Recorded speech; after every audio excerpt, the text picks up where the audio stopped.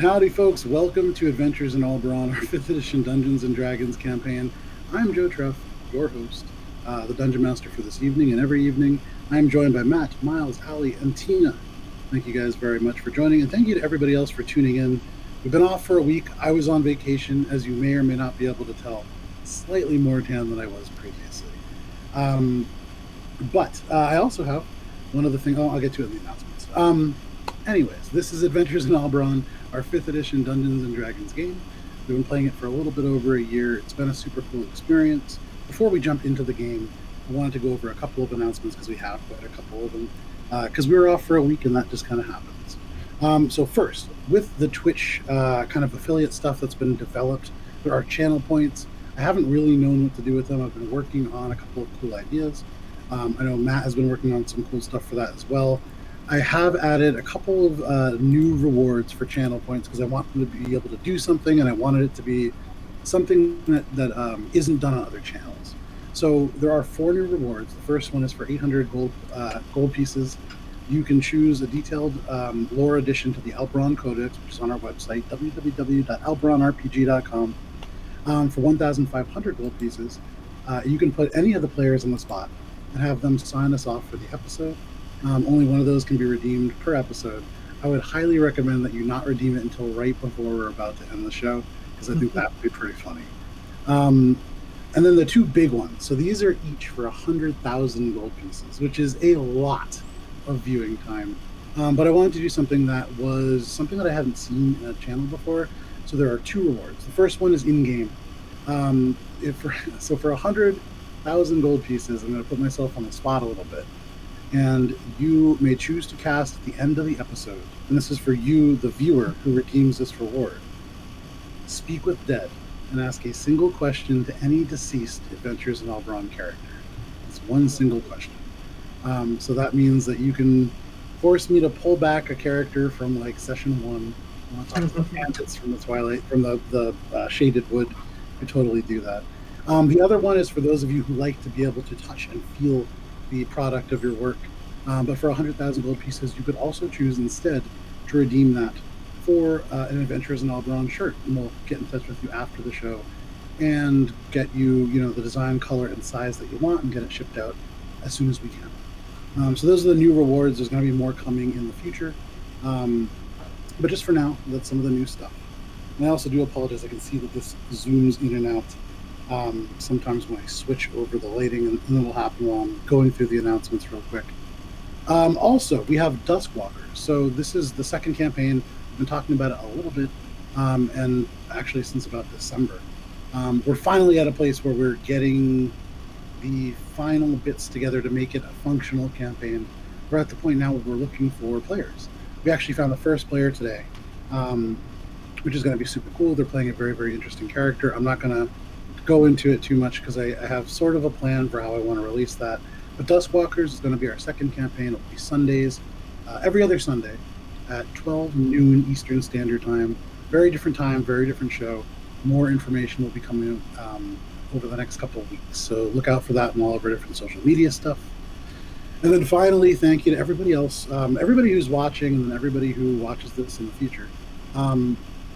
You guys, we're getting super close to 300 followers on Twitch. We have something like 700 over on Instagram and all that kind of stuff. And it's super wild to think about that. This is the game that, I've known Miles since we were 3 years old or something like that. I've known all of you guys for different periods of time throughout my life. And just the game that we're playing together has a whole bunch of people watching. That's pretty cool. And it makes me feel cool as a Dungeon Master. So thank you guys very much for that. It makes it easy to put work into the actual game. But for the 300 followers, because our tradition is we give stuff for the players, you guys are each going to be getting those wildfire dice that we were talking about a couple minutes ago before the stream started. So that's going to be super cool. And also, if you missed backing the wildfire dice, which were designed by a good friend of the show, Drew, over at Dicey Encounters, there is a late backer store that is up right now. If you missed your chance, go check them out. They're really, really cool dice. And then finally, for all the sound effects and the music and the various ambient noises, we use Sirenscape, which is a set of digital tools for any dungeon master or player who wants to enhance their game by bringing the battlefield or night skies to life or maybe just for you if you like the sound of pirates fighting. It helps you get to sleep. But that's Sirenscape, so feel free to use it however you want. And with that, finally, we're all out of announcements because I forgot to do it before. I'm going to turn off my air conditioner and then jump back into the recap. So I can hear it in the background, and it's also going to kill our power. So give me just 2 seconds. Now's the time to practice being on the spot, guys. I know. Oh, And thanks. not a very big room. Super easy. Alrighty, so Finger Game. We last played 2 weeks ago. You began by being reunited with Krodik, the Aarakocra monk that Shae you grew up with and call a Sky Brother, and Morwen you are growing close to. He told you that there was a large archway being constructed out in the side of the central staircase pillar that binds up each section of Kol Taram, the ring of copper, the ring of silver, and the ring of gold above all that. He said it made little sense. The furniture was being left intact, the floors themselves exposed, almost a cross-section of the building. Still individuals moving to and from. And he told you, Shae, that there were other things that he saw on his way back to rejoining your group. He saw notes, perhaps left from other members of the Zinyi, although based on the content and the message, it seems as if it may be from the sect that fractured off from the main monastery. Those who call themselves the Ninth Path, led by Hylan and Crick. Regardless, you all decided to make your way towards this alluded to door to a sealed ward, not really clear as to what might be waiting beyond. On that walk, Heinrich, you stopped off at the Eternal Rest, the funeral parlor serving as a base of operations for the dwarves, the very few dwarves who decided to resist Kainscale's occupation of Kol Taram. You broke the news of Mador's death, which went better than expected, although it was bumpy, but you got through it. You decided as a group to leave Fallrun behind, and instead you made your way out and back to the Bronze Serpent, this huge snaking walkway that's built into the very walls of Kol Taram itself, this hollowed out mountain. You use the clues to eventually find your way to the hidden entrance to Dinmen's ward. Again, Heinrich, you being a little bit uncertain as to what to expect, decided to send for help and pulled out the magical bowl of sending that you'd received back at the Lorebinder Academy, and you reached out to Boron, the gargantuan Goliath Lorebinder who wears the almost ripping robes of his order. And he informed you that this was a spot that he had uncovered during his search previously for hidden architecture for you, to try to find some of these pillars. He told you it was a ward that had been sealed away due to some kind of commotion or goings-on nearly 600 years ago. There wasn't a lot of information documented by it, but it is a large space. You managed to break in without too much trouble and came into a courtyard with these 4 similar-looking statues holding fairly similar weapons. They seemed designed to move. You found at its base, sort of between all 4, a section to put in arcana tiles, these small runes or glyphs carved into tiles designed to produce magical effects, a predecessor to kind of modern-day magic, if you will.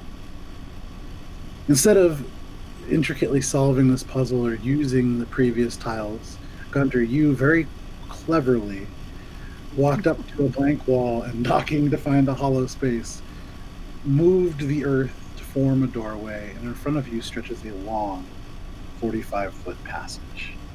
And as this space opened and the air escaped, the air notably warmer and more humid beyond, along the hallway, red torches ignite, silhouetting a kneeling bronze figure. The right hand is around a heavily corroded iron axe. You can see just hints of the metal underneath what is almost caked on orange rust that has crept along the blade and up onto the fingers of this bronze humanoid. Bronze doesn't rust, and actually, Guntir, for you especially, that's very notable. You can see it just gets onto the base of the fingertips, but across this bronze humanoid, and as the light all kind of expands, these dull, red, sinister torches, you can see the face very much like a skull.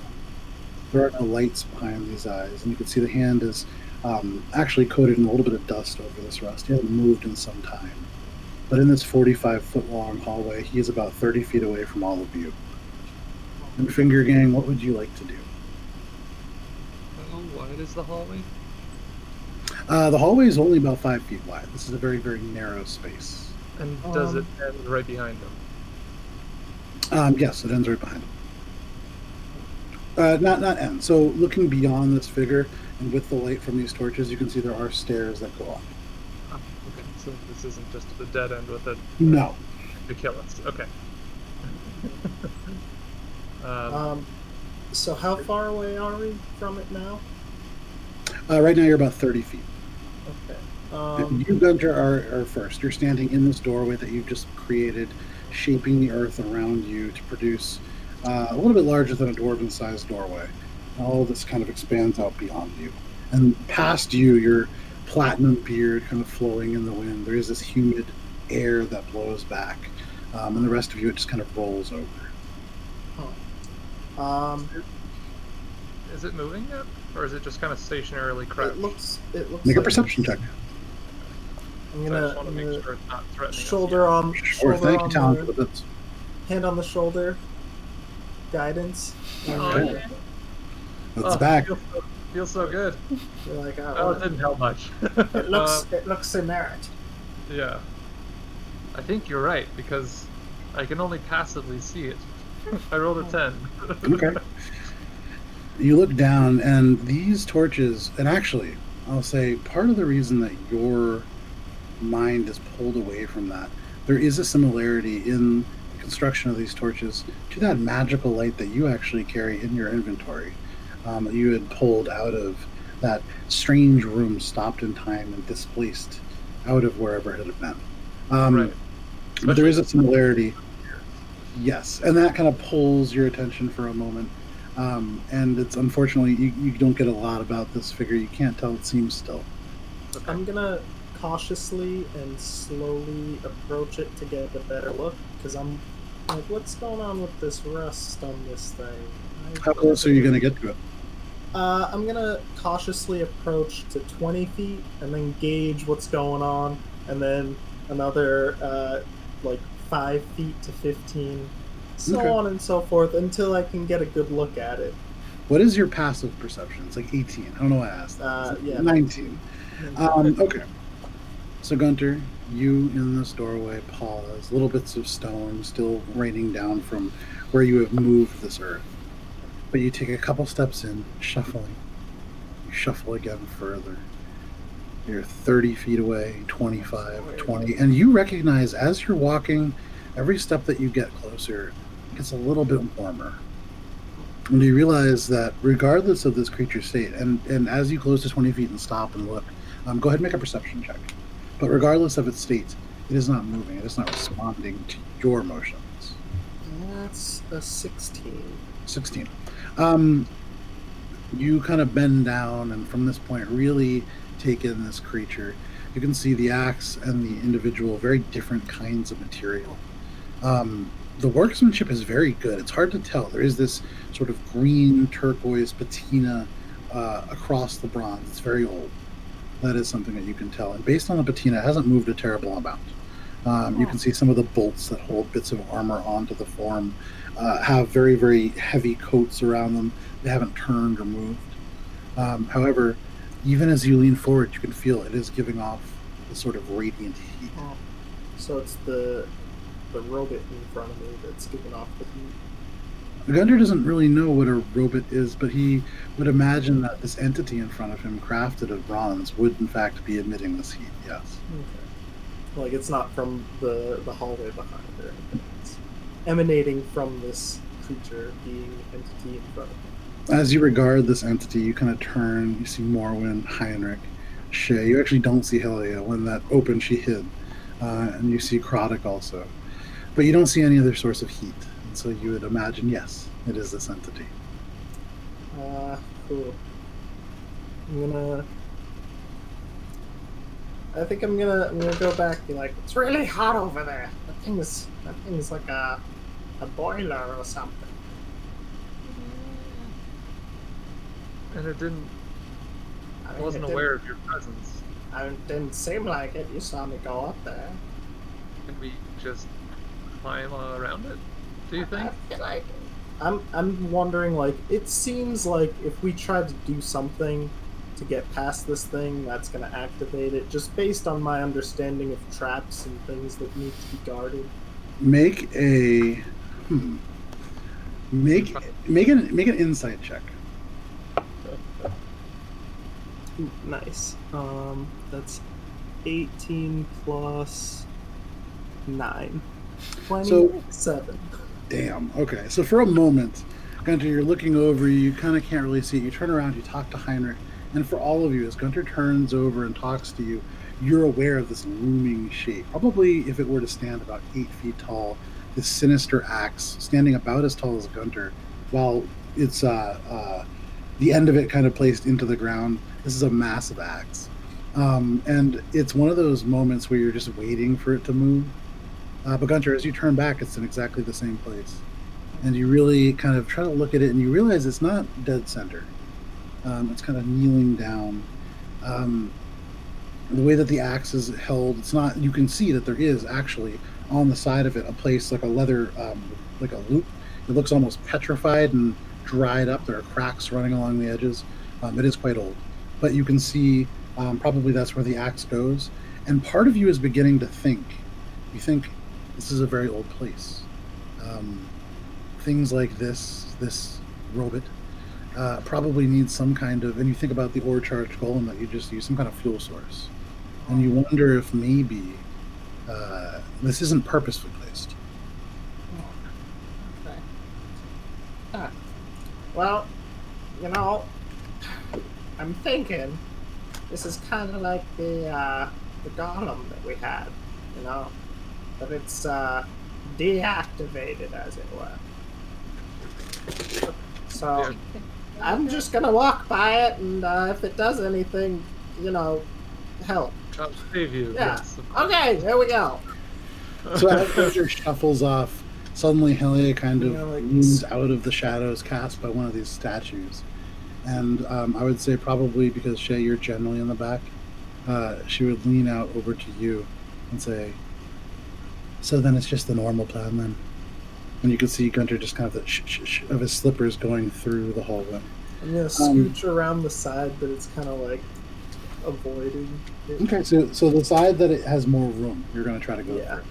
Okay, so Guntir, you walk 20 feet, 15 feet, 5 feet. Suddenly, as it's in front of you, you can feel this warmth. Okay. As I go by. Feel the warmth. It's hot. As you try to creep over, you kind of tap yourself to give yourself resistance just in case. And as you do so, a little bit of the sweat, because it is quite hot right near it, and you realize it's humid too. The humidity not coming from this creature, but a little bit of sweat kind of drips off of you, and you can see it strikes this robot and instantly just kind of sizzles off. And you would imagine touching it probably not a very good idea. No. But you get very close. Go ahead and make a dexterity check for me. Unless you would like to use acrobatics, in which case, please. I think it's probably the same either way, of a +0. So I guess it's 6 one way, half a dozen the other, but that's a 12. Okay.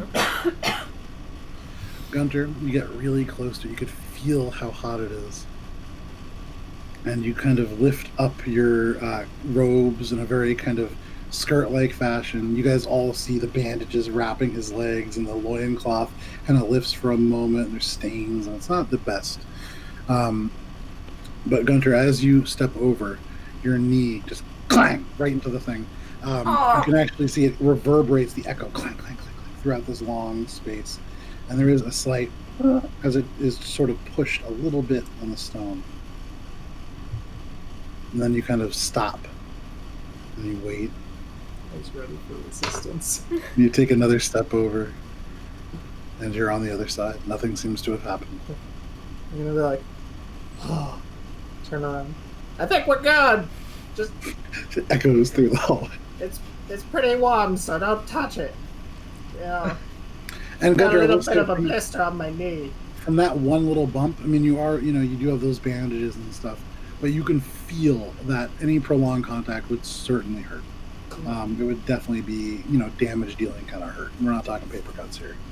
But without too much trouble, you pass this creature. What are the rest of you doing? Going to follow. Yeah. You can do it. I can do it. I Yeah, think so go ahead for whoever wants to. You can go ahead and make a dexterity check. Or athletics, or what's it called? Acrobatics. Acrobatics check, if you'd like.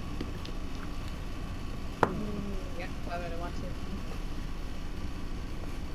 to? Okay. I don't know.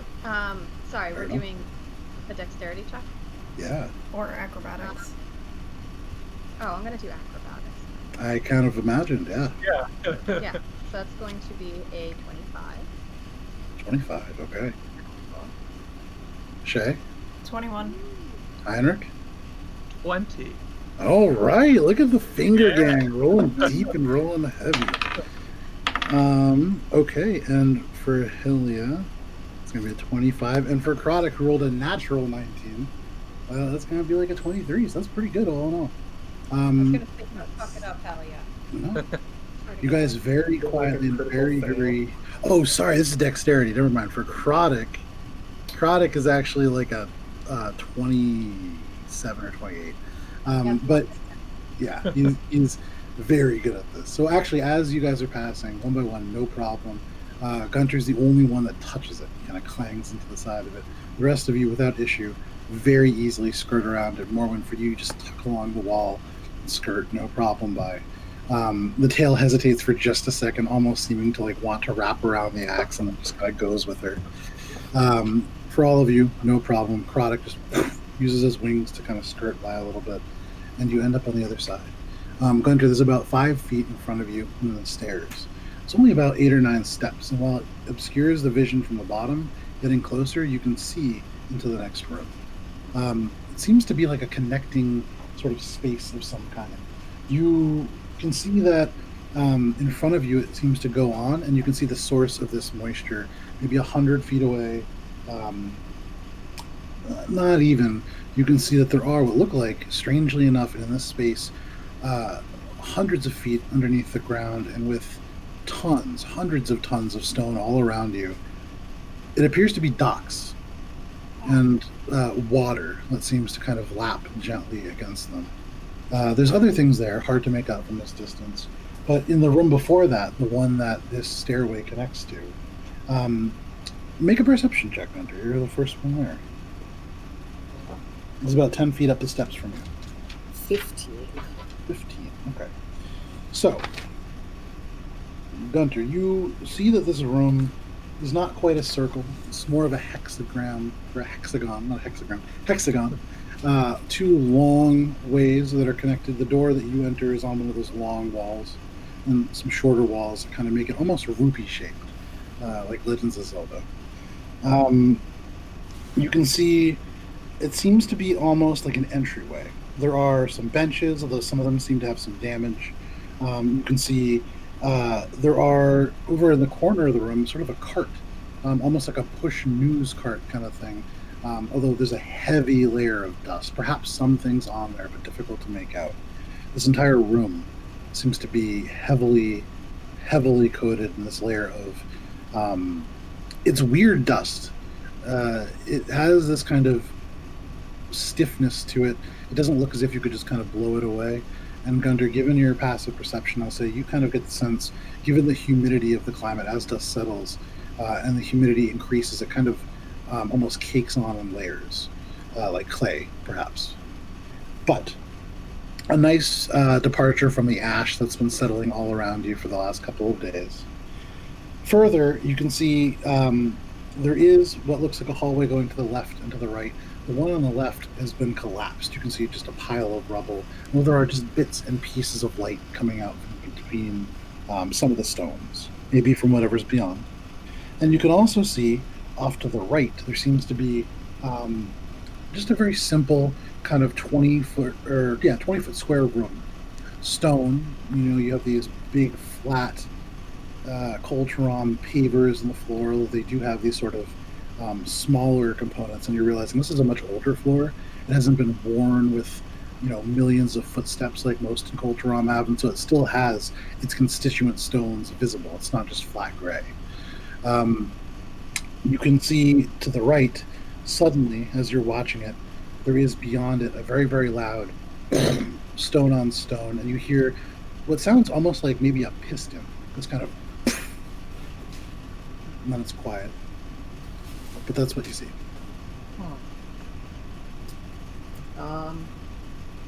So the rightmost is the piston area that I just heard.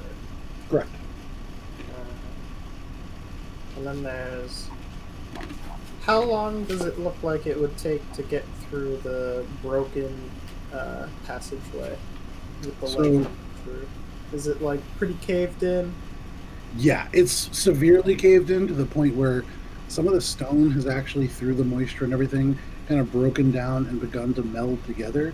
So there are areas that at one point were probably, Guntir, without even rolling because of stone cutting, you can see areas where areas of moisture have formed atop this rubble and slowly dripped down, and it's basically formed this sheet of stalagmites, that have kind of crept down over the years and now have kind of formed almost like a sheet over the rubble itself. So it'd be very difficult to break. It would take time. You could certainly, unless I use shaped stone again. You could certainly try. I think that's what I'm gonna do. Okay. I'm gonna go up and be like, I'm trying to break my way through. Is that the thematic component? Yes, Yeah. the weird little murmur is the somatic component. So yeah, mark off a 4th level spell, because that's what stone shape is, right? I believe so, yes. So, interesting point. You touch a stone object, or a section of stone. This, not so much a section of stone, it's a conglomerate. I'll say, for purposes of this, because of the way it's grown over, it'll count as a single section. So it's 5 feet in any dimension. As you stretch and pull and you make your little grunts, the rock forms these kind of cracks, little pebbles raining down, and then it shifts. This big 5-foot square deep, just clearing of stone to the sides, pebbles and rubble rain down on the edges, and there is just a deeper kind of gap. You can see more of that light. And actually, Guntir, make a perception check. Dirty 20. Dirty 20. There's enough room, and you can see it's still probably another 15 feet through rubble to get to this actual room. It's a fairly large room beyond, but you can make out the source of this light, and it glows pretty brightly in that room. What you see before you is what looks like a very bizarre metallic sculpture, perhaps. It is etched in dozens and dozens of these faintly glowing magical chalk runes, which seem to be the source of this light. And then around it, there are twisted cords of metal, and then rings of what look like silver that seem to entwine and keep those connected. It is sort of a complicated-looking object, and it stands about 6 feet tall, and it seems to be attached to a base of stone that itself is anchored into the ground. There is nothing else within this room, and so you imagine whatever this is, and it does, again, each of these little marks make a faint kind of glow. You would imagine that it is probably fairly important. Yeah. Alright. And just for visual reference, and if one of you wants to put it into the chat, that is what you were looking at. I'm also not an artist, so just keep that in mind. This is not my strong suit. That looks pretty powerful, though. Okay. So I'm gonna go back and see, has the group entered the room area now? Group, have you entered the room now? At this point. Okay. So while Guntir has been doing all of this, what are the rest of you guys doing? You said there was water. Yeah, Right. so beyond, as you climb the stairs, you look beyond Guntir, who right now is kind of messing around with these rocks and getting ready to cast Stone Shape.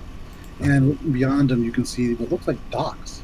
The hallway that leads to these docks is a little bit more intricate. You can see these circular or half circular pillars come out from the walls. It's been just more care put into the crafting of these. So the hallway is fairly ornate, but not terribly long, maybe 15 feet. And then it reaches into a dock where there's like petrified wooden planks that form, and then water gently lapping beyond. Now that you're actually in the room, you can see there looks to be maybe like a small skiff or boat that is currently moored onto the docks as well. 15 feet hallway. So then that's the third or first described exit from this chamber that we're in, right? Correct. Okay. I feel like I'd look over at Guntir and be like, you got that. I'm gonna go check out this one. And I'll cautiously proceed down that hallway looking for any, like, I don't know, I'm paranoid. Okay. So, wait, sorry. Tripwires or loose flagstones or Which whatever. hallway is that? You're doing the one with the water? Yeah. I'm gonna Okay. join. Because that's the most curious thing about this is like an underground lake. That's bizarre. Sure. We also haven't seen flowing or much of water at all in a while, so Yeah. I miss it. So, yeah, absolutely, for sure. You're from Port Quinn, one of the most well-known naval towns in the kingdom. So, of course, yeah, why wouldn't you? Seeing the water, you begin to approach. And as you do, go ahead and make an investigation check to look for traps. 30-20. You get down, kind of bending down. With every step, you guys hear Heinrich kind of moving with this fairly heavy armor. But you see in this floor, it's actually wood, these long wooden planks, very different from what you've seen. And the floor itself is like petrified and caked on with this dust. You don't see any footprints. So for however long this has been undisturbed, it's been quite some time. Unless something has come through and purposefully taken pains to make it appear as if it is not. You feeling somewhat paranoid, your mind begins to go to different places. But you also look around, look up at the walls. You don't see any traps. You don't feel or see any tripwires. There are no pressure plates that are immediately obvious. Just petrified wood. Cool. We'll proceed into the room. Okay. Looking around. Okay. So walking into this room, it's not so much a room. This is a very large section. Once you emerge from this kind of narrow hallway, you can see that there are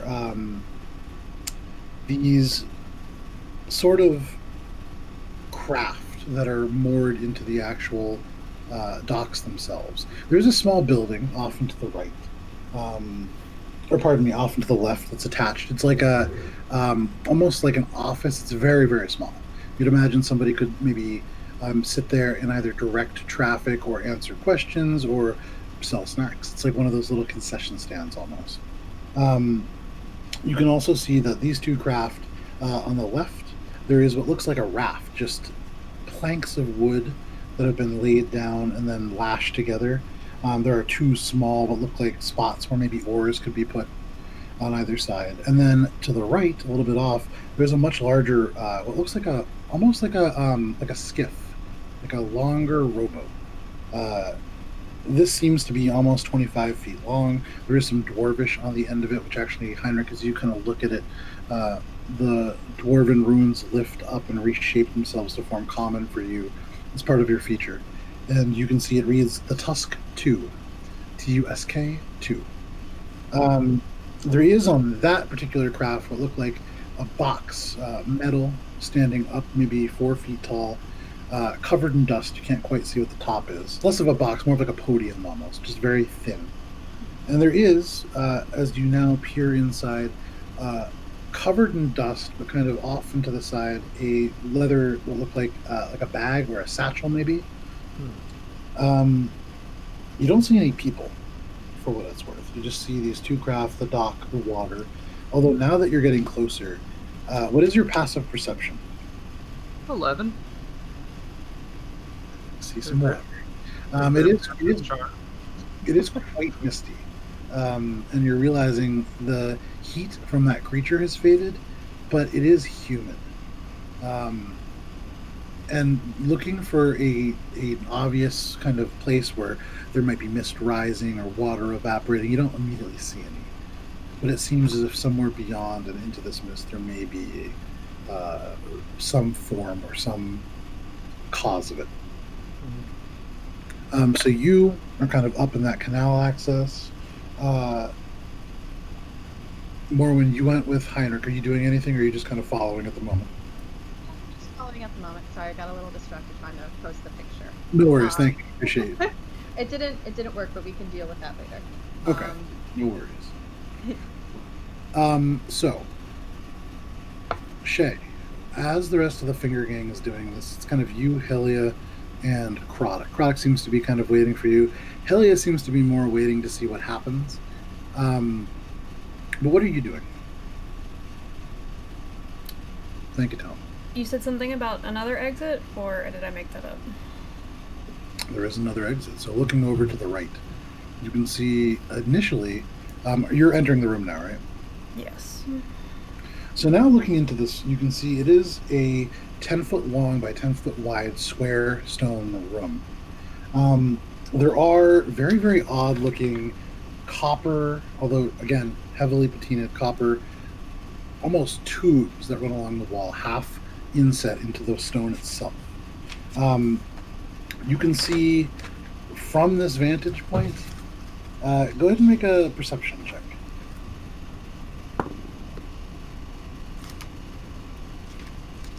That's a dirty 20. Dirty 20. So with the way that this is currently lined up, you can see this initial room and then a long hallway. The hallway probably about 60 feet long or so. Mm-hmm. It's weird though because the light doesn't quite catch some of the walls. It's almost as if sections every 10 feet or so change. And as you're regarding this, suddenly you hear again the sort of steam releasing somewhere, and the entire hallway seems to break into shards. And you realize this is a series of rooms that seem to open and shut, and you're realizing, as you do with the dirty, you said it was dirty 20? Dirty 20. Along these long copper pipings, there's what looks like maybe little sparks almost of energy. You would imagine touching those not terribly great. But what this appears to be is a series of 5 rooms, each 10 by 10, that, when perfectly lined up, form a 5-foot corridor. So far, you haven't really been able to figure out when it is that it shifts. But at some point, it seems that it will shift to line up and then shift so that all of the rooms are separated briefly. Okay. I want to watch it to see if there's a pattern. Sure. Make an intelligence check. It's 14. 14. You wait a minute, let 2 minutes go by. You turn suddenly and you see Guntir stone shaping the wall. Just more wall and a bit more light spilling through. At this point, you can see Heinrich suddenly kind of stand up and then disappear into the actual dock room itself. And you, kind of waiting, see everything shift and the hallway reappear. A couple seconds later, it shuts. And I would say, Guntir, even given what you're doing, with all of this that's happening behind you, you feel with the passive perception of 19 every time that happens. There is no, I'll say for you, Shae, right now, there's no time that seems to be similar. You can't get a sense for a timed mechanism. Sure. But Guntir, you're realizing that right before any of this kind of stuff happens, you feel a very, very light rumble on the ground.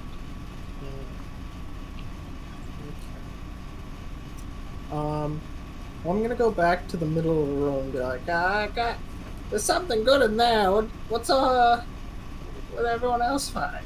Look around. It's just you and Everyone, Shae where you and guys, Chronic. what?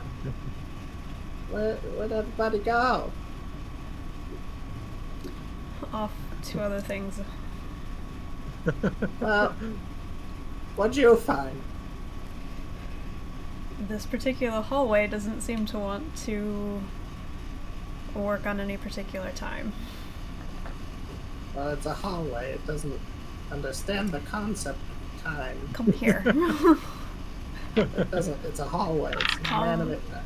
An Come object? see. Come see. What a hallway be? I'm gonna like start following. Like, would a hallway be considered an object or a place? So you walk up to the hallway that you would imagine, depending on your purposes, could be considered either. And what is a place? You. That's the essence of hallways. But as you consider the very nature of hallways and their impact on Alberon as a whole and its 6,000 years of history, you also consider the hallway in front of you.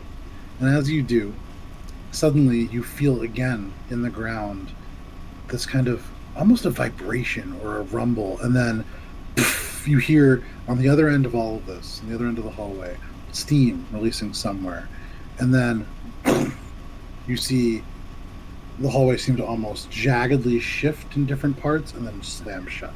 And there is just a 10 by 10 room in front of you. Worth noting, Sorry. you cannot. Worth noting though, when this does happen, Guntir, on the far right side of the room, which is covered when the hallways are open, does have dwarven runes on it. And it reads, "The candlelit sway." The candlelit sway. And we're like, the candlelit sway. Like lit sway? Candlelit, one word, as in lit by Sway. candles, and then sway, S-W-A-Y, as Okay. in a swaying tree. That's what I thought. Okay. Well, it's being operated by some sort of mechanism. Sounds steam powered, by my estimation. Candlelit sway, maybe it has something to do with that. Or it sways with the candlelight. That's all that comes to my mind. I'm gonna go back over there. Hey, Heinrich! Heinrich, you hear Heinrich, where are Guntir you? echoing I need your through this help. whole place. Maybe drawn to the tusk too first, I think. Okay. And the So, bag and pillar sure. podium thing. But So ignoring Gunter's cries, you take Yeah. a couple steps forward and into the misty docks, and you take a look into this. Make an investigation check, or what in particular are you looking for? I just want to go see like what the deal with this boat is. Does it have a mode of powering itself? And Yeah, make an investigation check. what's in this cool bag? Because like for once, I think I might take things. Oh, look at that. Oh, that's terrible. 7. Wait, But do I am see going to the go on the side boat. too? Go for it. I followed you, so I must have, correct? Yeah, you're following. You said you were following Heinrich. Oh yeah, I'm getting in that fucking bag. Okay, so Heinrich, even as you kind of begin to pull it open, what did you roll for an investigation check? Morwen is already inside the bag. You find Morwen already looking through it. No, but actually, so worth noting. So as the two of you open this bag at the same time, because physics works like that, you can see there is, and as you touch it, and the dust kind of falls apart, and it crumbles like almost moist sand. Sneeze in his face. Again, moist sand doesn't really disperse like that, but you sneeze in Heinrich's face completely independent of everything else that's happening. You can see as you pull it apart, this is like a waxed canvas, so it's been made waterproof. And inside, you can see that there is 20 feet of rope, just like a regular kind of hempen rope. There is this sort of it's a pair of gray leather gloves that have a similar kind of paraffin wax-like coating on them. They're old, and the wax itself a little bit dried out, and so as you manipulate them, the wax kind of forms cracks. But you would imagine, even just kind of rubbing it back together, you could reseal it and kind of get them back to the shape that they were supposed to be in. But aside from that, you don't really find anything else. You look up, and even as you do, Morwen's already like head first in the bag. Morwen, you find the same stuff. You can see a couple of things. Okay, add waterproofed gloves or waxed gloves. Too bad. I'm gonna mage hand them like 20 feet in the air above you, so you can't reach them. One of them. Make. He's reaching with my mage hand, like the pair up, so she has to like. One. Morwen, make a acrobatics check, and then I would say Heinrich. What is your spell save DC? It is 17. I'm not gonna win this. Okay. Probably. So what would you roll, Morwen? A 33. Yeah. Well, no shit. You can't roll lower than higher than my spell save.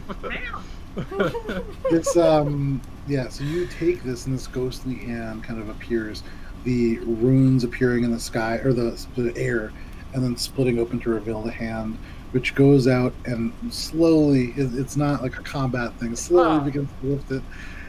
Morwen just grabs both of them, takes one, gives the other back. You each have a waterproof glove. No, both. Oh. And that happens. For the sake of it. Hey, maybe there's a puzzle that has two parts of across the room with submerged tanks of acid or something. It's just mine. You get this probably wouldn't be very effective against acid. But like, if there was a room and I'll put 5 fingers in my glove just so that it's related to our name. And once he does that, I'm gonna high five him. So you put them in, and there's kind of like an awkward crumbling sensation as these very broken, desiccated fingers further lose what little integrity they had inside this glove. And it goes in the bag. So you can stick it in the haversack. But also on the tusk too, you would see at the front what looks like maybe it's like a hood and lantern actually. It has a little bit of oil left in it, so if it were lit, it would provide almost like a spotlight into the fog. And then this weird kind of podium, you blow off the dust, and there are buttons. They're unmarked. You can see actually there are remnants of what at one point was probably ink indicating what they did, although countless uses have kind of like just worn the lettering away. But there appeared to be 4 of them. 5 of them. And that's kind of what you get. Take the bag. You can have the bag again. I'm back! I feel like I'm still just like, every time he says my name, I just do one of those like, But I'm looking around because now I'm realizing that this place is old, these Arcana tiles are old, they were in here too. What's to say that that wasn't more commonplace in an old place like this? So everywhere we're going where there seems to be like mechanized components or things like that, I'm just looking for slots to put them in. Not that I'm trying to, but is there anything like that on this boat? Make an investigation check. That's better. 20. Okay. So Morwen, as you're still kind of looking through this bag and looking for like any kind of shiny things that might be lost within, you miss this moment where Heinrich very carefully uses his hands to search along the seams of this panel. And Heinrich, you begin to discover how this was pieced together. And actually very much like a PC, a computer case, you push one of the sides and it kind of slides off. And you can see within the actual mechanisms, there are wires. There are all kinds of strange bits and glowing stones. This is very decidedly artificing. But above all of that, in the very center of it, you can see there is a single Arcana tile that seems to be either powering the function of this thing or in general kind of in some way assisting it to do what it does. Right. And this is another unique one that we haven't seen or don't already have. This is not one that you have. Okay. Damn it, because I want to take it off. Yeah, I think I'm just gonna mage hand it out. Okay. The hand kind of stretches out, this almost teal, ghostly hand, and its fingers grasp the Arcana tile and remove it. A little bit of, And there's no change in the ship. as far as you can tell. Okay. I'm gonna keep that for now. Sorry, the lantern is on top of this pedestal, like attached to it? Give me 1 second, I'll send you a picture. I had a lot of time on vacation, so I drew some things. Yeah. In general chat, it is, and if somebody wants to give it to chat, they can, or if you guys want to hog it all to yourself, you can do that too. But you see, this is the tusk too. You can actually see the dwarvish runes on the bottom. That sort of what looks like a black rectangle on the right, those are where those buttons are. There's a very, very short 2 steps up onto a slightly raised part where that hooded lantern is. It looks like a triangle on top. And then that bag is that little circle-looking thing on the bottom, or the left side of the boat.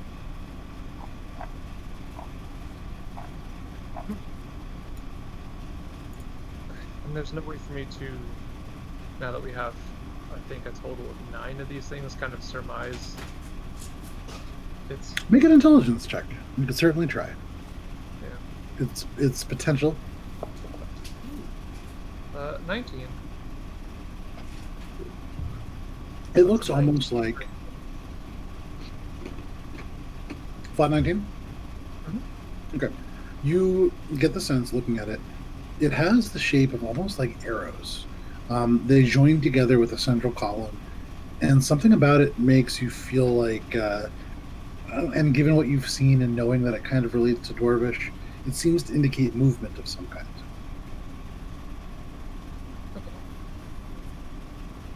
Do it for now, but if we need to use this code, I'll put it back. Fair enough. And I'll close the latch. Just Okay. Close the latch, sort of slide it back in place. And it's funny because that part does seem a little bit cleaner than the rest of it because the dust has fallen away, but otherwise you just slide it right back in. cool. Now that you're on the boat, actually, you moved a little bit further onto the dock. Go ahead and make another perception check. And I would say more when you're there as well, so if you want to, you can make a perception check also.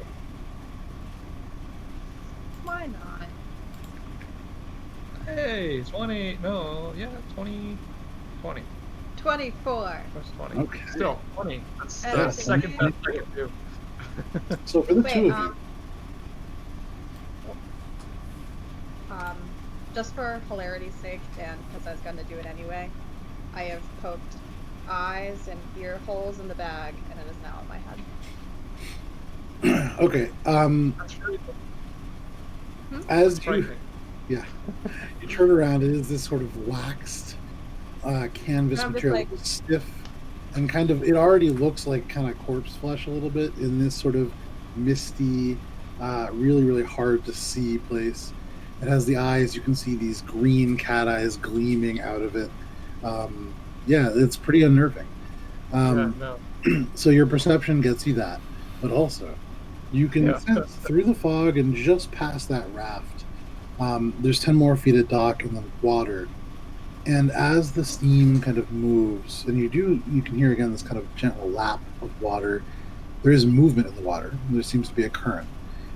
You see just the edges of dark stones, maybe like an island or something kind of right over there. Maybe a shore or just a pile of rocks, who knows. But the mist again kind of swarms over it. You also notice now, listening, you can hear a current. It is off and kind of forward and to the left through the mist somewhere.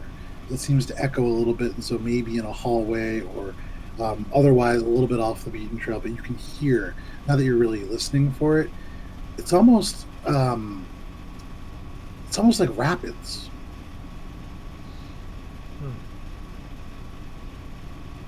What was your perception? Was it over 25?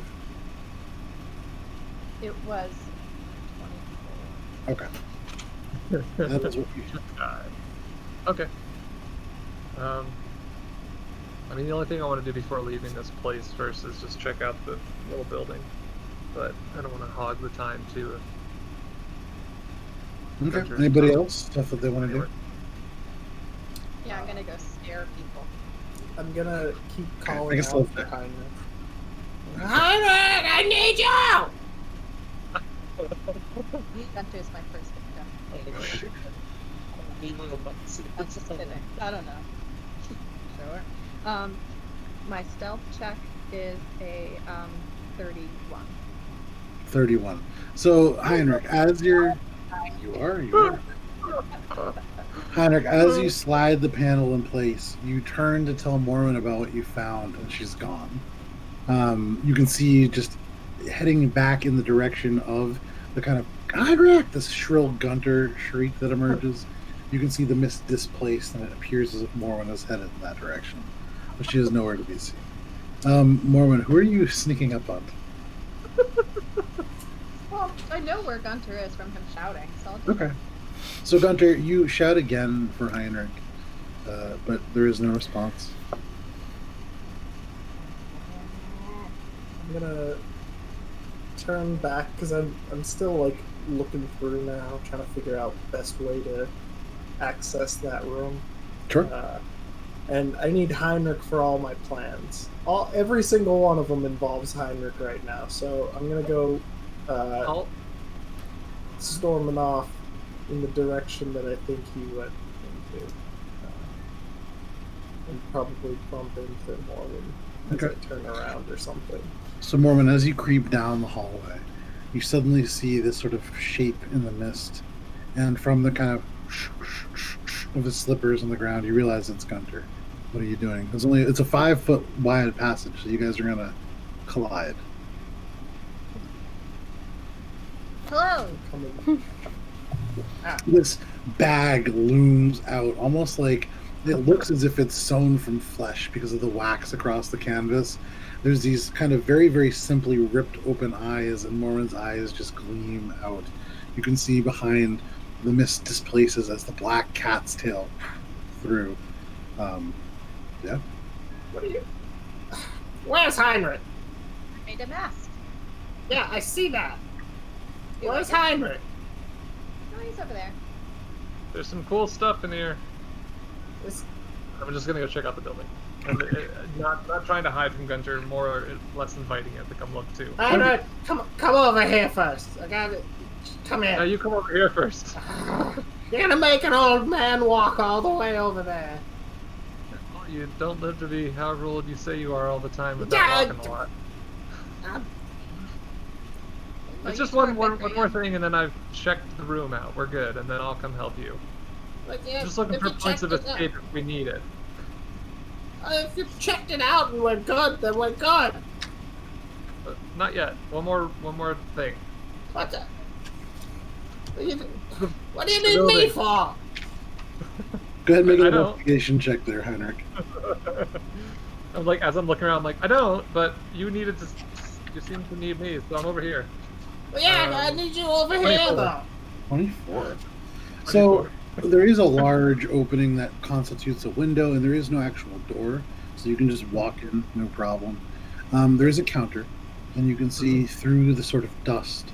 There appears to be 2 coins, although you cannot actually see the mint of them through this dust.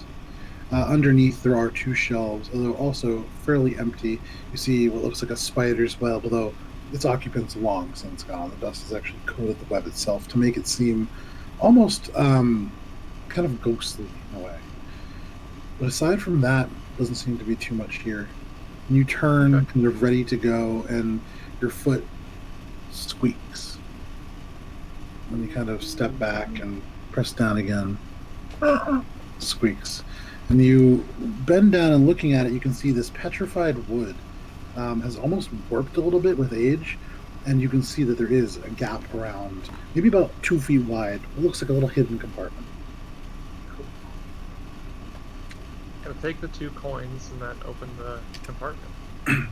You can add 2 copper pieces to your inventory. Hell yeah. Rick, Here. What I get for snooping, apparently. money. The one time, Joe. Yeah, here you go. So Gotta start off small. Are you gonna open up this this space? Yeah, I'm gonna like kind of like trace it for hinges or whichever side it would Okay. open up on, and then So you just like cautiously with my face away from it. okay? So for anybody paying attention, which is nobody, because you guys are dicking off around the corner. Yeah, I'm gonna show across my mask now. Okay. So as Morwen cosplays, Heinrich, you reach down and you open this door. You pull your face far away, and as you open it, there's this kind of old, cold, stale wind. And beneath, you can see a small wooden, and this is old wood. So again, there's like cracks in it, and you can see places where it's kind of peeled away a little bit. The hinges are kind of one of the hinges hanging off. It's like a very small treasure chest, about yay big, a little bit smaller than a shoebox. The capture open speeds. So you take the chest out, fairly heavy, and even as you move it, you hear the sound of coins shifting with them. When you lay it on the counter, more coins just kind of moving. Worth noting, on the top of this chest, now that you kind of brush it off, there is this sort of a monogram. It is the infused, and so this is not like a fancy kind of like swirly cursive elvish monogram. This looks like it was probably stamp burned into the, or like branded almost into the wood. And it's fairly rigid in its nature, but it is JD. And you open it up, and it's just a bottle of Jack Daniels full of coins. No, but there is It doesn't like ring a bell, right? JD to you does. You think about it. I mean, you are in Dinmen's ward. Yeah, Dinmen maybe, but or Dinmen, D-I-D-E. Dinmen. Okay, well, I wrote Dinmen. I mean, you could. It's up to you, however you would like it to be. But if you would like it to be correct, DIN. So you guys, I would say number one's not there. So you are currently alone with this chest. Yeah. Now there is a padlock on it. It is old. It's very badly corroded. You would guess you could probably break it without too much trouble. Yeah. Dagger, like crowbarring it. Okay. So you take your dagger out. You look around, just kind of almost expecting Morwen to be there because she's constantly creeping up on people. I'm a little upset that I'm not there. But she's not. You take the dagger, stick it in, and there's a make a just for fun, make a strength check for me. Okay. How long has he been there? Because I'm going over to find him. This is occurring in over maybe like a minute. Okay, so Strength eventually for I'll get there. 13. You're almost there. 13? You Yeah, needed flat a 13. you needed a 10. So you take Great. the dagger and you jam it into where you would imagine the keyhole should be, and the actual lock just splits. It's corroded straight through, and looking into it, it's almost cross-sectioned. You can see the pins and tumblers have gone to dust. You probably could have just pulled this thing open. But opening this chest, kind of holding it in one hand and lifting it open, inside it is full of coins. You see primarily gold. There are a few platinum pieces poking through. These platinum pieces are square, which is kind of odd. They're all very shiny. There is no rust or dust or accumulated debris. This is very old Coltaram coinage, probably pre-Serentilian. But regardless, you can add just for sake of ease, you can add 35 platinum pieces. Oh. Okay. And 112 gold pieces. Okay. Okay. Got a bag. Heinrich, where are you? There's nothing else in there. I gotta Like No. through it and okay, cool. making me come all the way over It's here. gonna tumble through your hands, but no, seems to be a large amount of money. Okay. Close and try to seal as best I can, and into the bag it goes. Okay, no problem. Do I catch him? I want to catch him. No. Catch You him with don't. his I'm gonna hand in put, the cookie jar. Suddenly, Heinrich, you hear this kind of Word back shuffle. down too. You There was hear the nothing else. shuffle. Why are you making me come all the way over here? I need your Gunter help. walks into the door. As he's doing that, is there anything? I'll like quickly try to like glance into the floor area, like because I hear him coming. Right before I'm gonna look into the floor secret area. Is there anything else in there before I shut it? No, looks like, little bits of dust that came off the chest when you pulled it out. But aside from that, no. All right. I close it and I prepare the 2 copper pieces to distract Gunter and be like, "Hey, look, I found these. Copper's not going to distract anyone. They're old and they have historic importance to the dwarves." I think. Are you preparing that in your mind? I'm just saying this to you as you approach me. Like, hey, check it out. I found 2 copper. I'm like, you guys. I don't care what you find. 2 copper pieces and one of these gloves. Morwen's got the other, and I think some bag. I don't know if you saw that thing she did. I'm sizing them up. Nick, Totally flat face. I Like mean- I'm genuinely telling you what I found, just not including everything. I would say, Gunter, what is your insight modifier? +9. +9. Go ahead and make an insight check. Oh, you're in trouble, mister. That's a 28. So already you can see that Heinrich as he's saying this, his right foot kind of slides over, and you can see he's like positioning his foot above this kind of. It's a part of wood that has been moved away pretty recently. You can tell because there's no dust on it. It's kind of cascaded over the other parts of the floor. Looks like kind of almost wet sand that's dried. But he's definitely not telling the truth. Heinrich is not good at lying. That is not true. I have a +9 in deception. I just never use it. Fair enough. So if you would like, go ahead and make a deception check. Yeah, I'm going to contest this with all of my might and 1 die.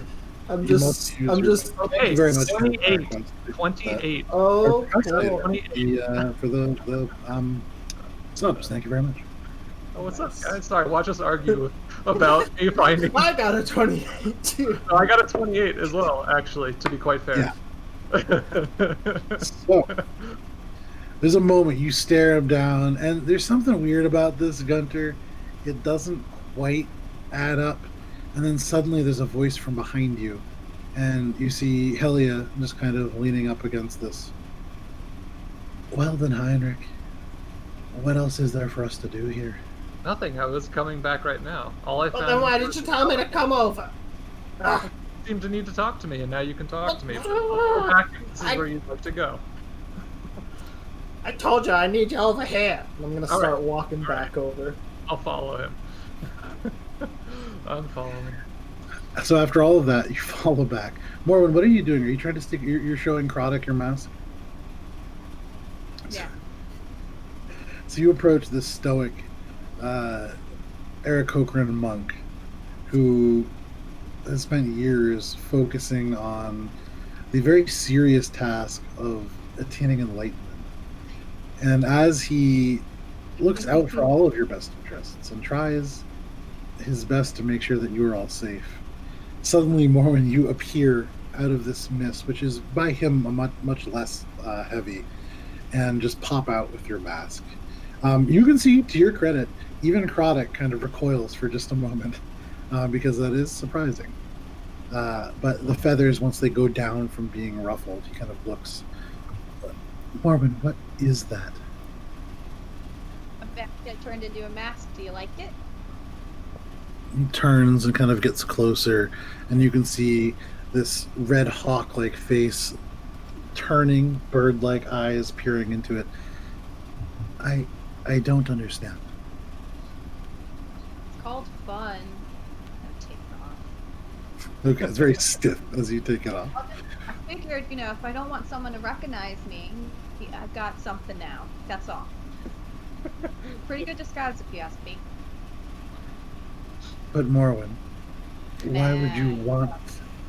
Okay, so I'm gonna go show Shae. Maybe she'll okay, like it. so you turn around and walk off. You can see Krodok just kind of holding out one finger, and then but you walk off and go to find Shae. Shae, what are you doing while this happens? Anything you're just kind of keeping an eye? Keeping an eye and trying to see if there's maybe a longer pattern with the way this is always shifting. But yes, generally just kind of keeping watch and... What kind of pattern are you looking for? anything, honestly. Cool. Make an intelligence check then. 19. There we go. You think about it, and so far, in the entire time that you've been here, it's been maybe 3 or 4 times that it shifted, but it doesn't seem to have a consistent pattern. You don't get the sense that there's a longer pattern to it. You're getting a sense that it isn't so much a pattern as it is a response. What the stimulus is or what the cause is, hard to tell. But you would imagine it is not a pattern per se. Okay. Interesting. All right, so Finger Gang, you are more or less roughly, with the exception of Shae, who's kind of standing off and looking at the candlelit sway. The rest of you are all now kind of gathered near Guntir. And Guntir, what are you trying to show people? I'm trying to show them through the broken down rocks, the shiny bits. So Guntir leads you to this now perfectly etched out 5x5 block of stone, and then beyond another 10 to 15 feet of broken rubble through which you can see this tall metal structure with magical chalk glyphs that are emanating and emitting a soft light that shines between each stone. The picture of it is in general, posted in the Twitch chat as well, but it is about 4 feet tall. Definitely emanates a magical sort of feeling to it. But Guntir points it out to all of you. And we're like, Heinrich, I got a few plans on how we can get in there. What? Most of them, you're probably not gonna like, so I'll start with the worst, and we'll work our way up and see which one you're thinking. What is it, and why do we want it? Well, it's something that looks very valuable and or powerful. And because you can't have it now, you would like it. Well, it seems like something that would be of use to us in the long term. Because it would provide us light? Well, sure, if that's what you need to reason through it. Helia at this I point don't speaks need it up. at all. Guntir, can I tell you something I've learned about you? I mean, sure. You have a very specific face that you make every time you're telling a lie that you aren't quite sure is a lie or not. That's what you're doing now. Because I'm not lying. Because you have no idea what we're getting into. Well, in the grand scheme of things, does anyone ever really know what they're getting into? Helia The turns to future is a you, mystery. Heinrich. In the grand scheme of things, we only have the present.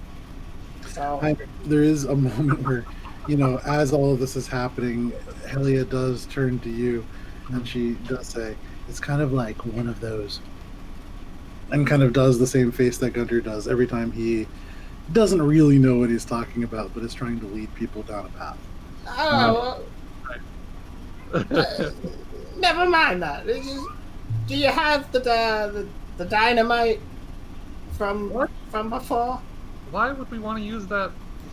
Because we want to blast a hole through the... For all we know, there's other things down here too. I mean, there's a whole river which usually contains life of some kind, possibly. This is like right here. Yeah, but let's say it wouldn't bring down the whole room we're in. You've seen one of these go off, and it's quite dangerous. Well, that's why that was the first one I was going to suggest. I'm working my way up. Alright, so then no. Okay. What's the next one? Second one. Can you use one of those, that you do? Blast a hole through there? What? Okay, what's the next one? How about you do the where you just kind of you're here and then you're here? Actually, that's a better one. I was going to say, do you have any ideas That's why I saved it for... involve explosions like that one? Maybe lead with that one next time, Guntir. Well, I wanted to work up to the good ones. Because I knew you would Haven't you? You asked. Never mind. Or I have one more idea, and I'll just kind of crawl into the space so I can see through to the room. I'm gonna pull out the book, and I'm going to do a rough sketch. Okay. See if I can pick out and copy any of the runes on it. Okay. And then ask in this location called Dinmen's Ward, what is this thing's purpose? Okay. Wow. So using your Yes. second question of the day. Oh, Do I see him doing this?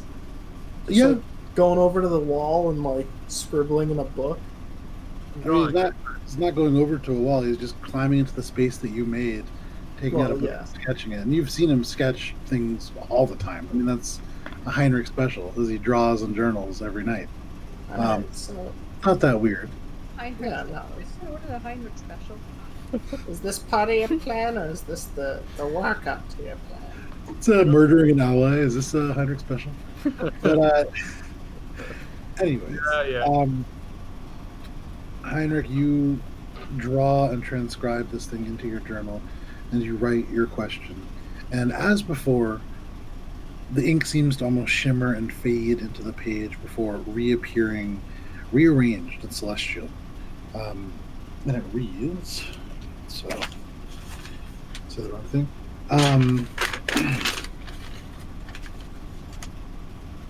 This structure is the Arclight. It is a teleporter.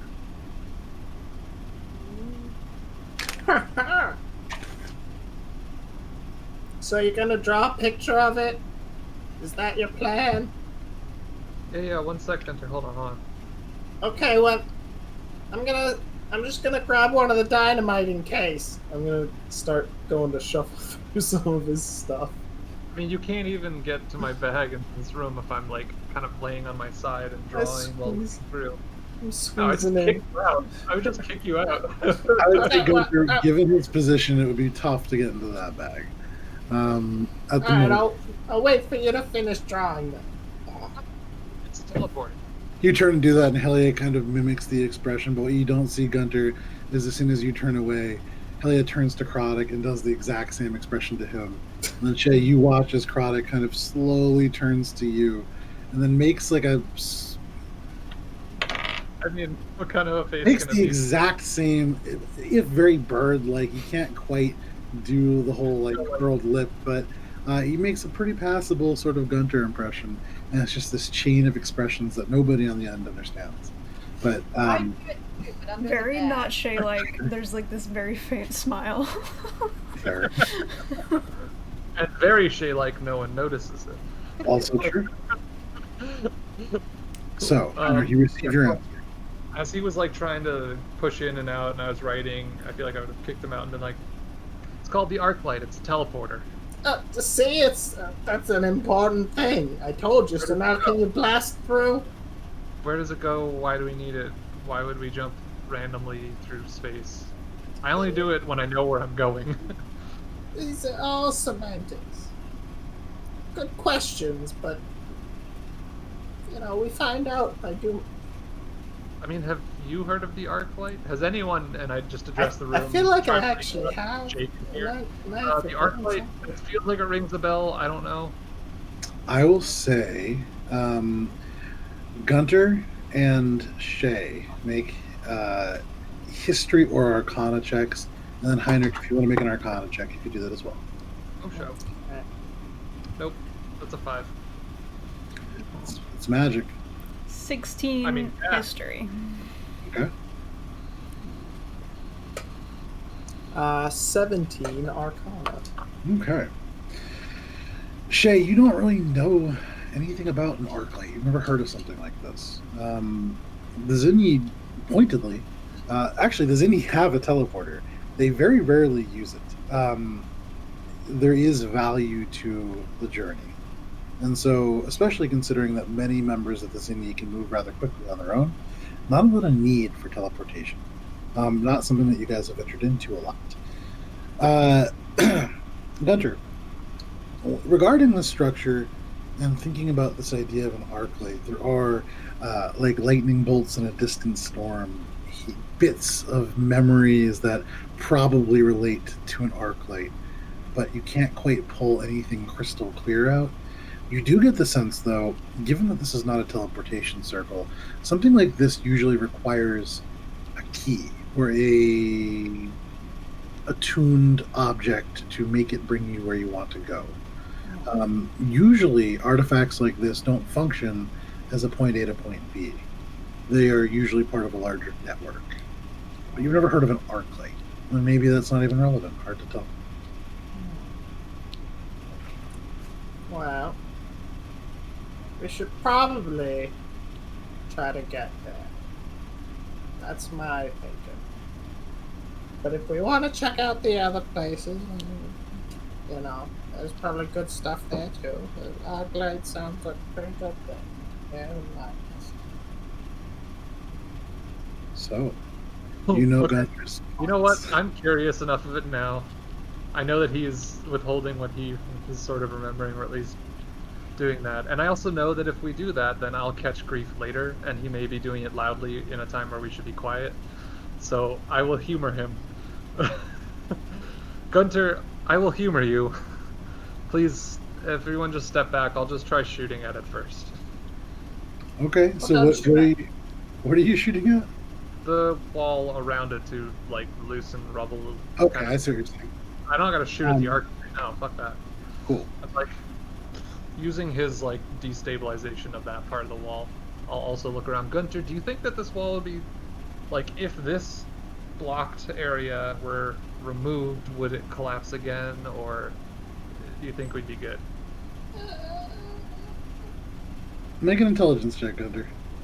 Make it at advantage because you know a lot about stone. Still I'm gonna. gonna give you that, yeah. Ooh, nice. 19. Okay. Looking up, I mean, again, you remember that this is formed from these slow, kind of dripping stalactites, and so probably this wall, not itself part of the natural formation, probably not load bearing. You can probably remove it without issue. It'll probably be fine. Those are like stalactites. Alright. Moisture deposits. I mean, always. Sure. Do me a favor and keep watch on that dock area, because it goes pretty far in. I don't want anything sneaking up on us while I make a lot of noise. Oh yeah, like a squeaky floorboard or something. Sneak up on you. Or a squeaky, large iron creature that we know lurk down here, apparently. Oh yeah. We're That's, told not to come in here in the first place.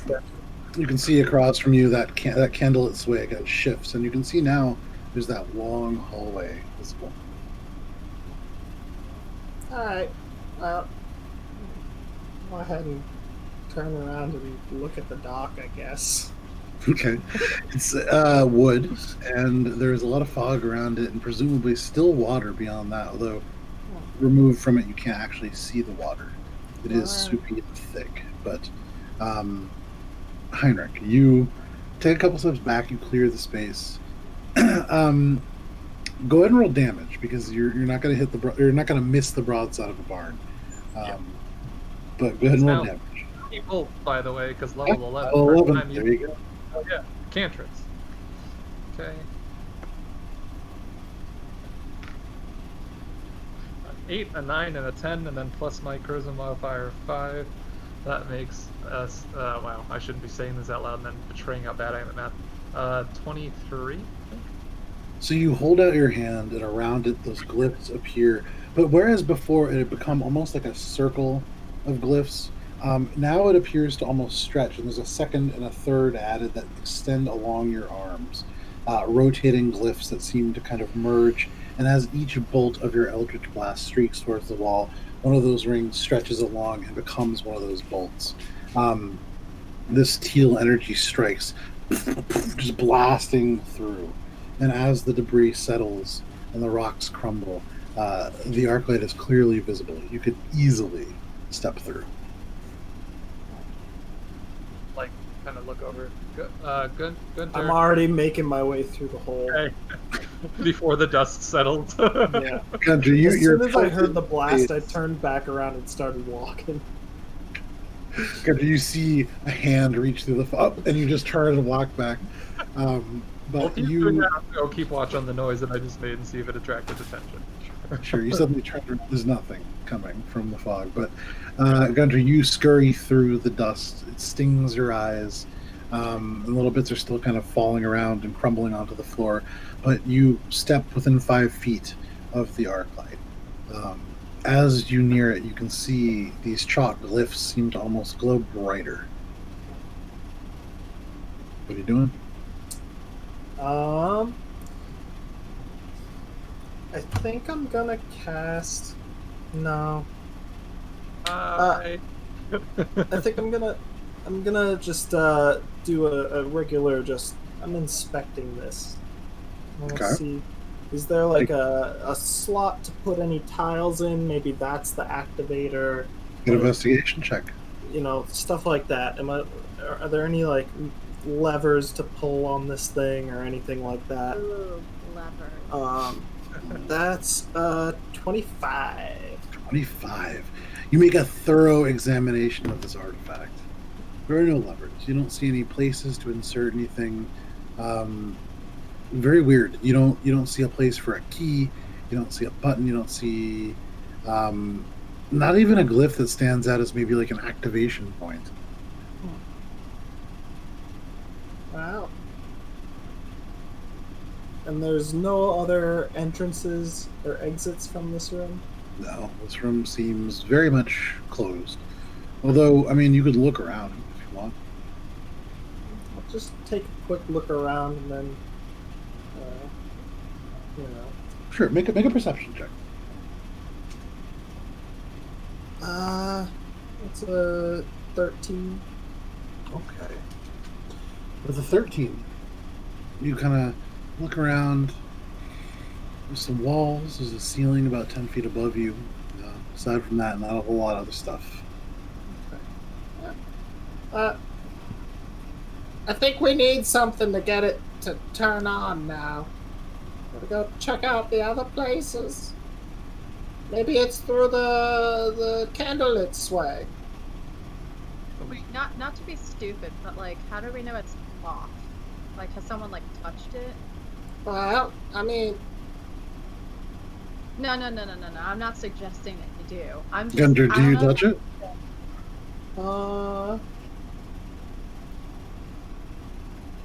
It's like actively glowing.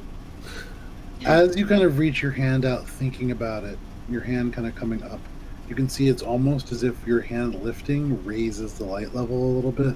Seems to kind of react. It feels pretty odd. Well, As Gunter does this, you can see it kind of gets brighter and dimmer. The shadows around you grow sharper and then softer. I don't know. This might be dumb. I'm gonna try it. I'm gonna take out just like one ball bearing and kind of just like lightly toss it at the thing and see if it disappears. Okay. That's what they do, right? They're supposed to be like, whoop, What?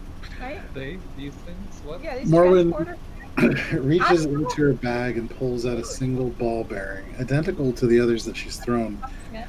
and hucks it at this hundreds of years old ancient artifact. And ting, Like a ting, monkey with ting. a stick. It's like a monkey Okay, with a stick. underhand, it's still ting, ting, ting, ting.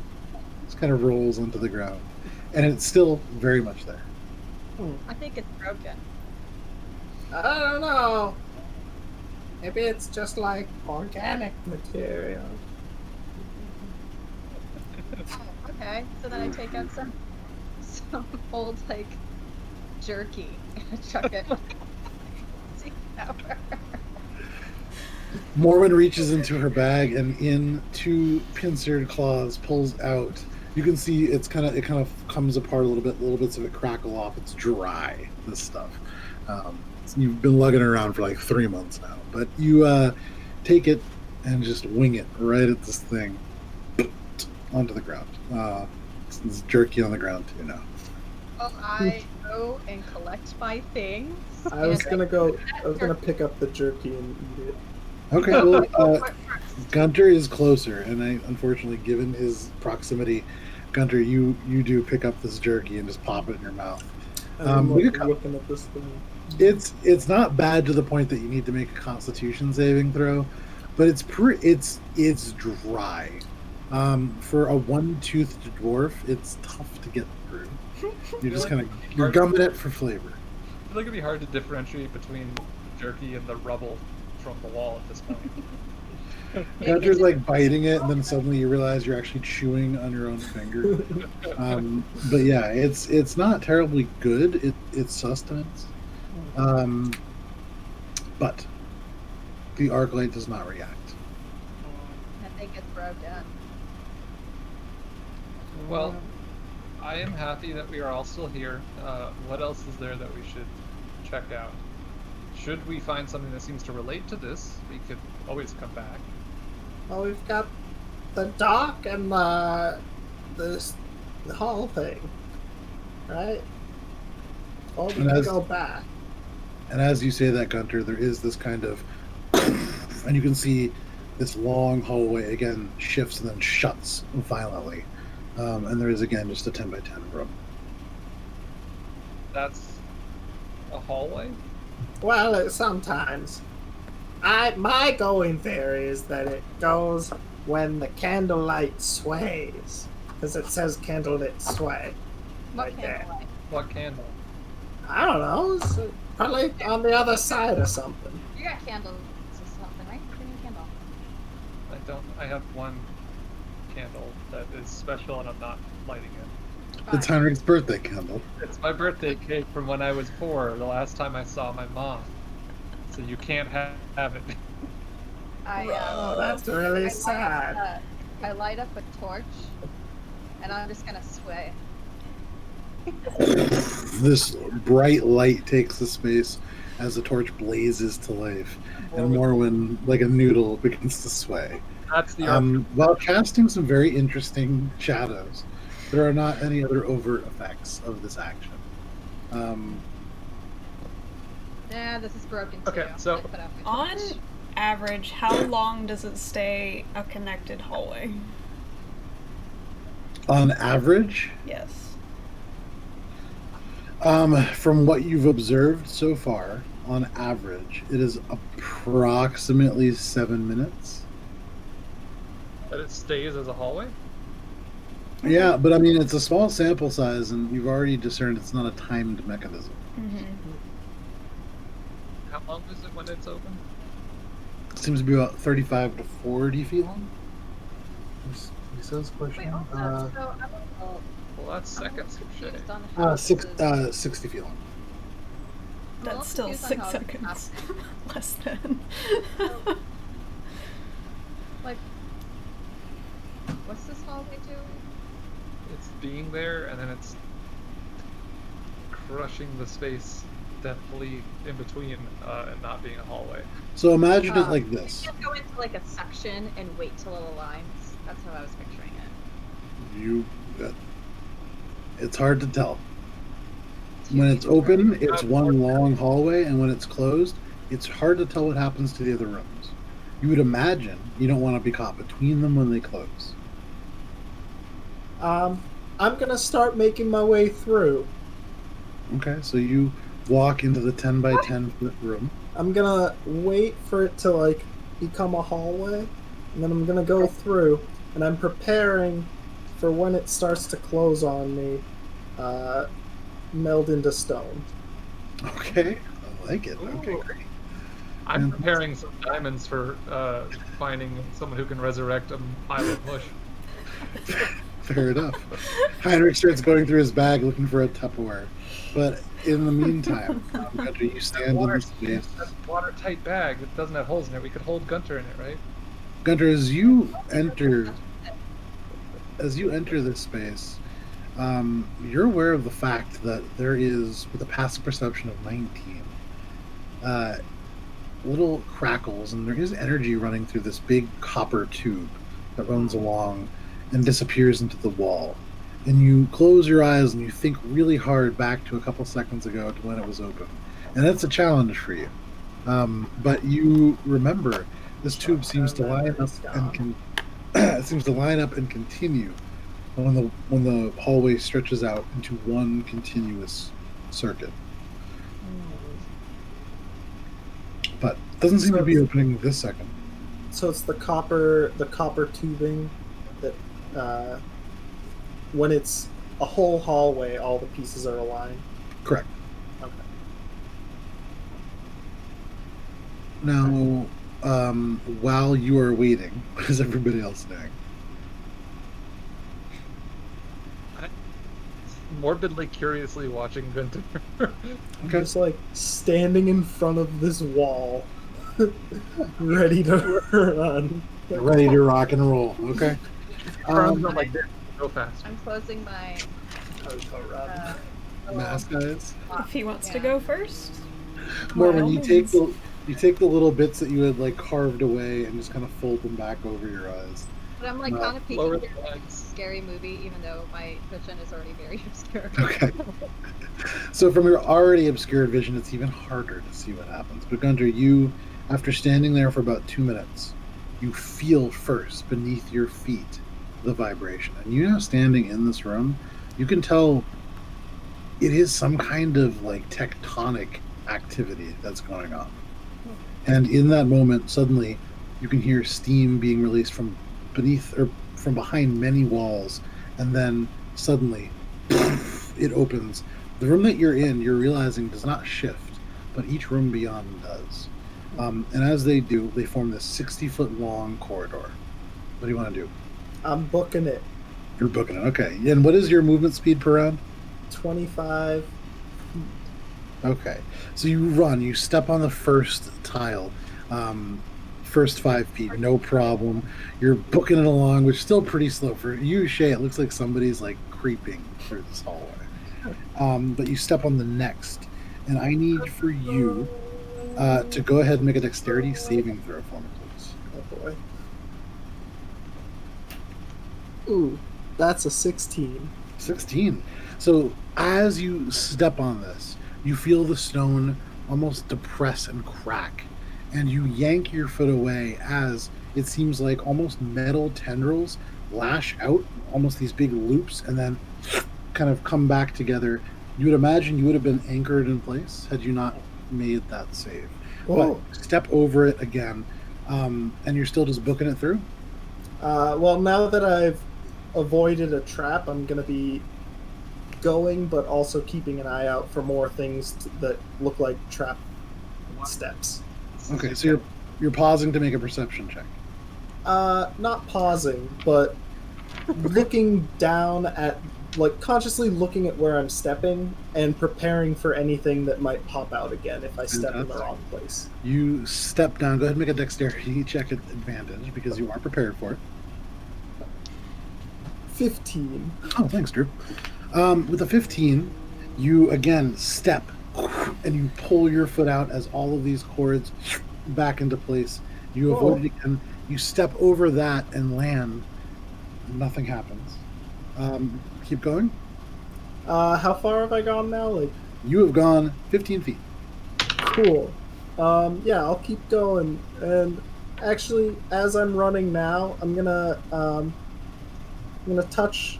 No, I'm gonna go. I'm Okay, going you for go it. for it again. You step down. Make a dexterity save at disadvantage. Or sorry, at advantage. Natural 20. Natural 20. This time, you actually just jump over this tile, aware that it's probably not going to end in great things, landing on the one beyond. And as you do, go ahead and make another dexterity check. This one is not an advantage, as this is something just a little bit different. 15. 15. Okay. Damn, Guntir. The dexterous Guntir, Platinum Guntir, much faster than before. You are going to take 12 points of fire damage, rounded Okay. down to 6. Okay. As you did succeed that. Ooh. As you step on this tile, elements of the stone actually break away, and there is this tss, and you can see little elements of red crackle out as magma pools up underneath. But you pull your foot away, continuing forward. You step into another spot, and at this moment, you can feel this rumble beneath your feet. I'm getting ready with meld into stone for You cast when it Meld starts to into Stone. crush me. How long does that take to cast? Actually, curious. Is it Check. one action? I believe it's one action. Please say it's instantaneous. Yeah, that's the important thing. It's gonna suck if it's not. I should know this, but I've actually Meld into Stone is not one that I know that much about. Is anybody else doing anything to help Guntir as this happens? The wall begins to shift forwards into him. My eyes are just widening. Casting time is one action. Okay, so Guntir, buddy, as this shuts, Guntir, it closes in such a way that the tile that you're standing on is basically bisected between two of the rooms. So as the walls slide shut, the floor doesn't move. You are going to take some force damage. Wait, so I can't meld into the stone? It's an action to cast it, which is 6 seconds. Oh, I thought I was like preparing for it. You know what? Yeah, you were preparing. Since I was for it. like, I was ready. What I'll say is, you can cast Meld into Stone. The duration of it is for 8 hours. Okay, great. Not much expenses, break the stone. So you can't see what occurs outside of it. Just as a heads up, and your perception I can checks. hear, though.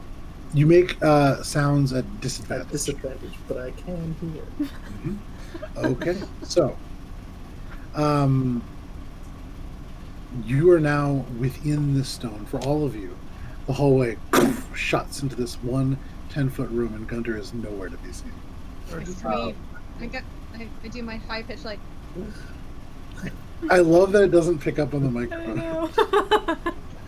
It actually is really, really nice. It's a good. You're it's lucky. a- You guys are lucky.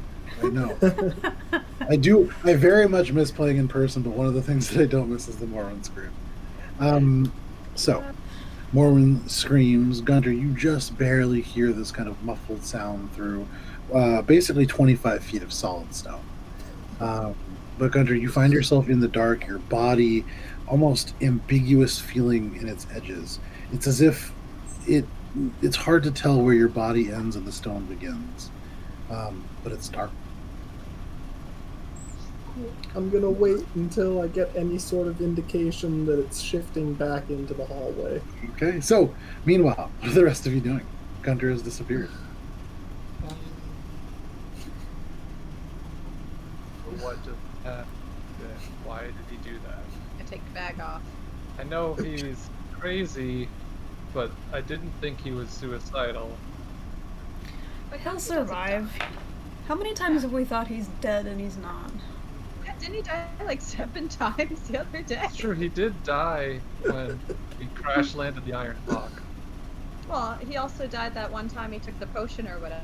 And he died 5 times fighting that thing that seems. Suddenly, Necrotic pipes up, and technically, when we were back at the Zinni Monastery,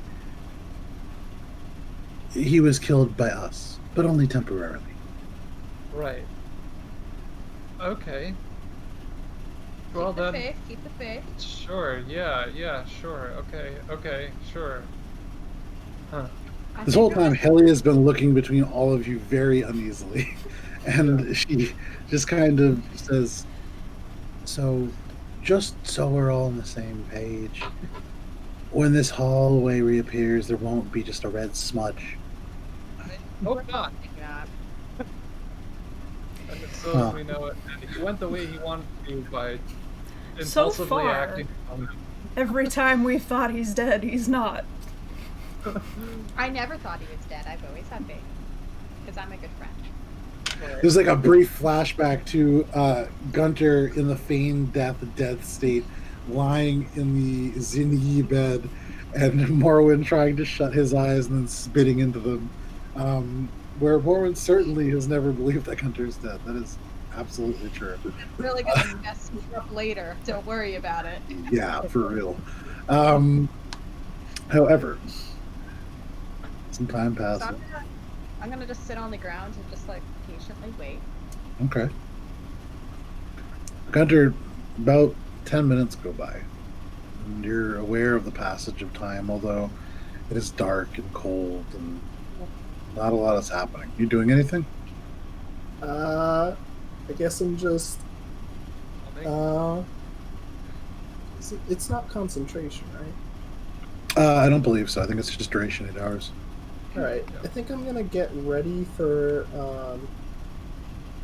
quick freedom of movement when it opens up again.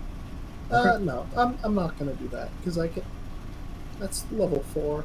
I've still got some level 3s of melt the stone. This works. I'm just gonna wait. I'm gonna wait for it to Okay. open back up. At this point, about 10 minutes has gone by.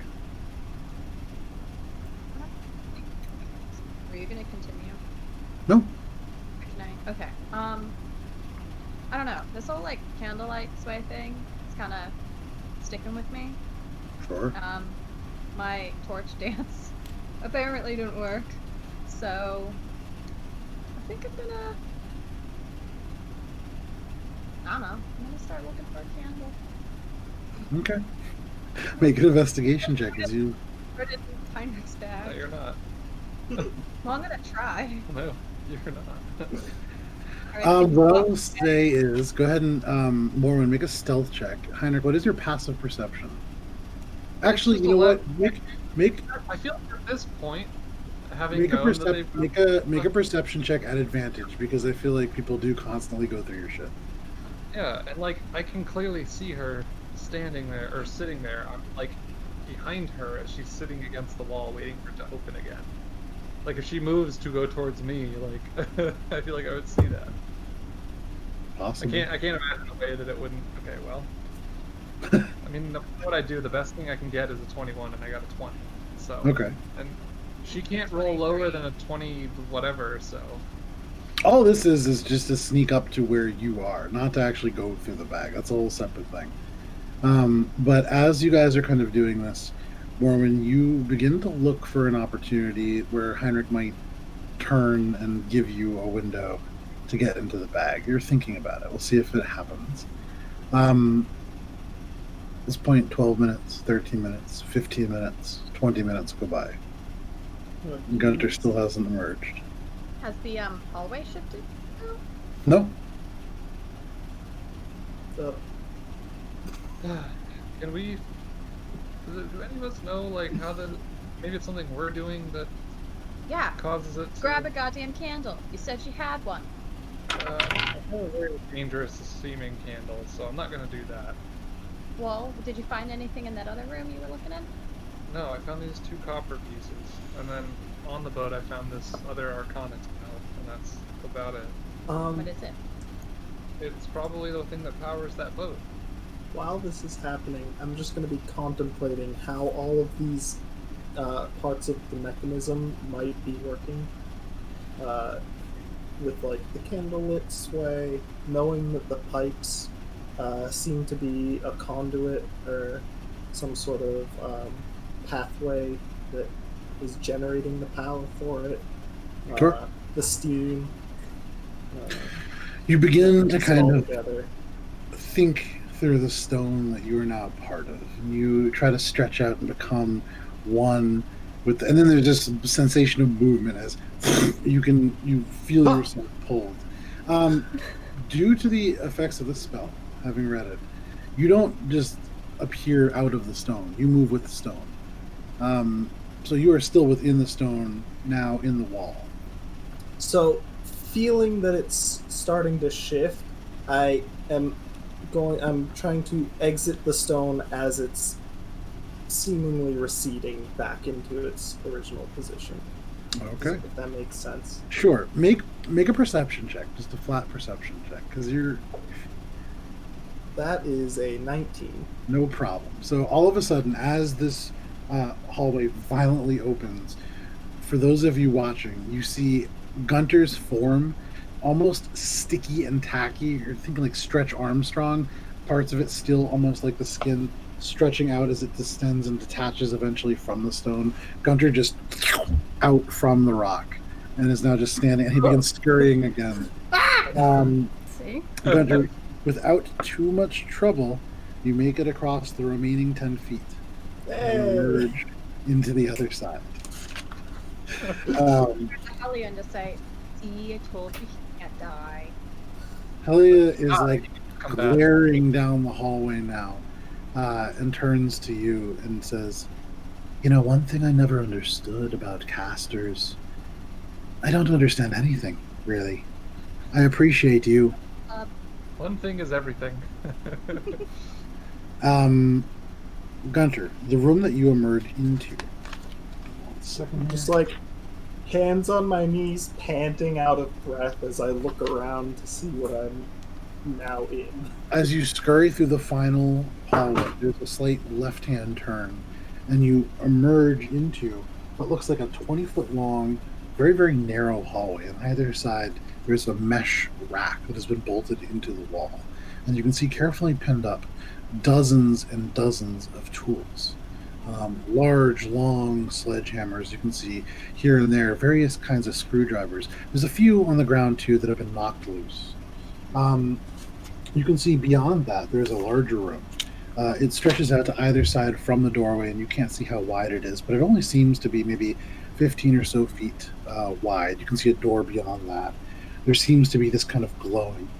And then all of a sudden, you hear from within that room, and you can see steam release.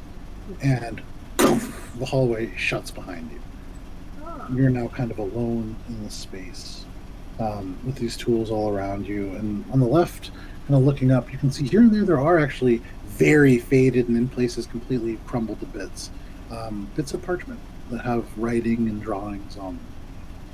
But because it is 10:30, this is where we're going to take a quick break. It is actually 10:22, a little late on the break, but we're going to come back at 10:33, so in 10 minutes. We'll pick back up in the tool hallway, which is the best that I could come up with, and we will see what happens next. See you in 10.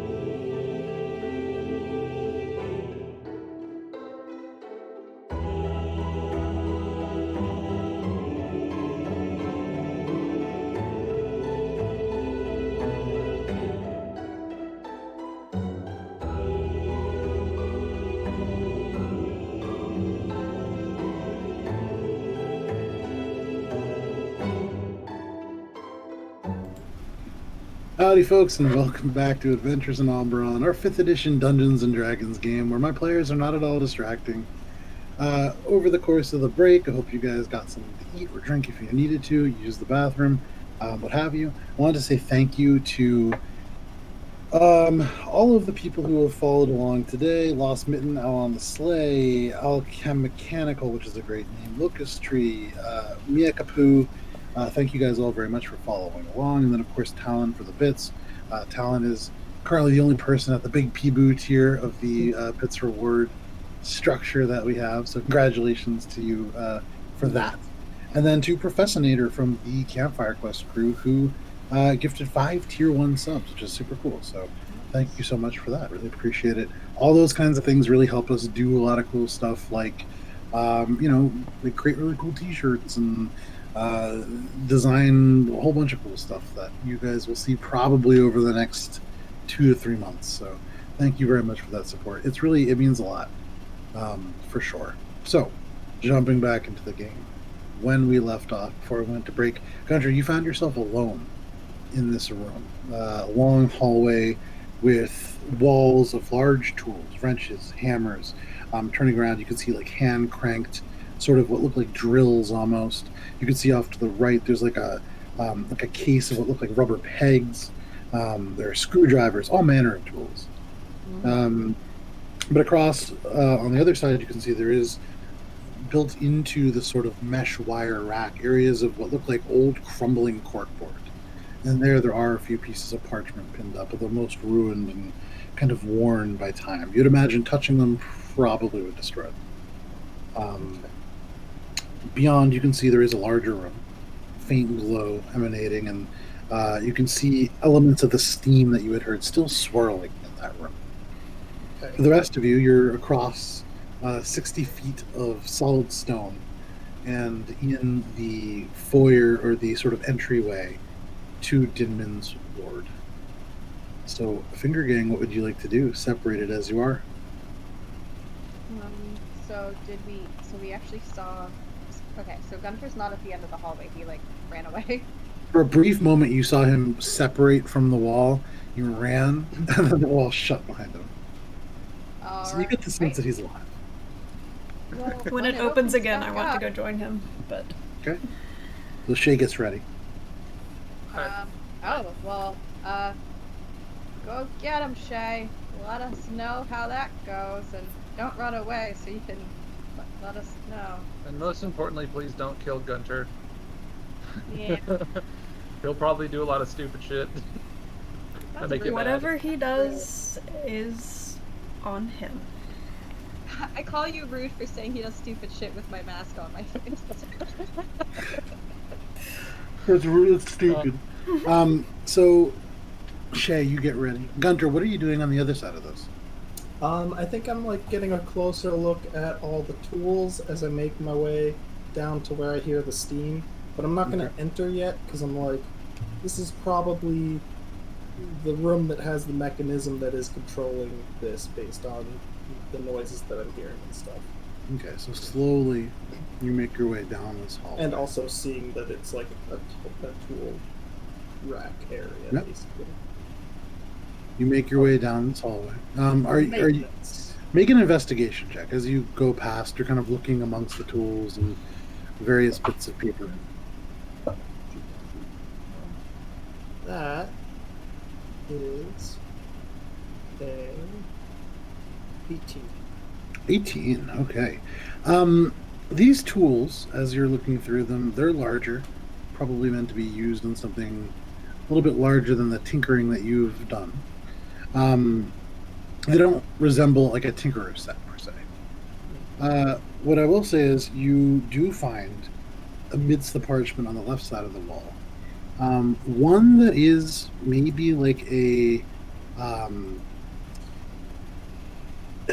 it's mostly faded away. The ink is actually, with the humidity, kind of run out, and you can see on the bottom, the torn parchment, there is bits of dark ink kind of on the end, so you'd imagine it ran out and then dripped onto the ground. But you do make out in the corner faint indentations in the parchment, and you can see that at one point it did have the name on it, Gerard.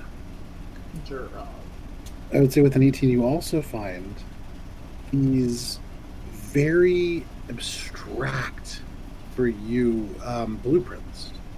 You don't touch them. You get the sense that they would just crumble out of your hands were you to pick them up. But they do appear to depict a gem of some kind and seem to have different equations and things kind of pointing towards it. But aside from that, you can't really make out the meaning of this or really what these blueprints might accomplish. Okay. I'm gonna put in the back of my head. I want Heinrich to draw that. Reproduce it.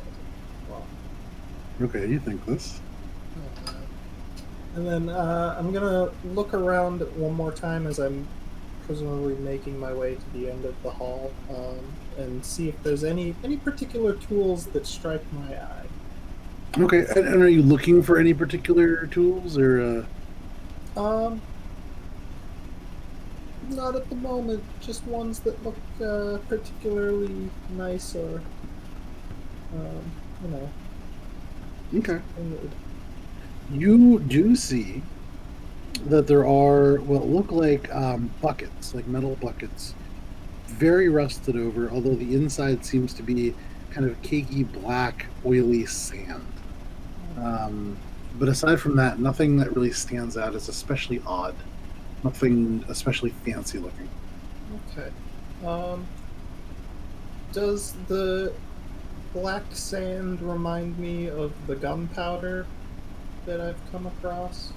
No, it looks like, so you can see around the corners and the periphery of it, like where it meets the bucket, there's still sand-colored sand.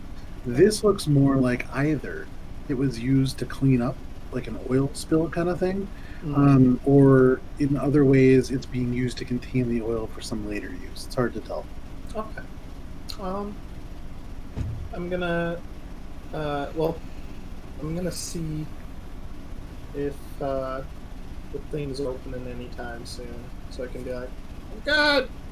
Okay, so you turn, kind of wait, and about 30 seconds go by, and now Guntir, from your vantage point in this hallway, you hear and almost feel this as steam releases.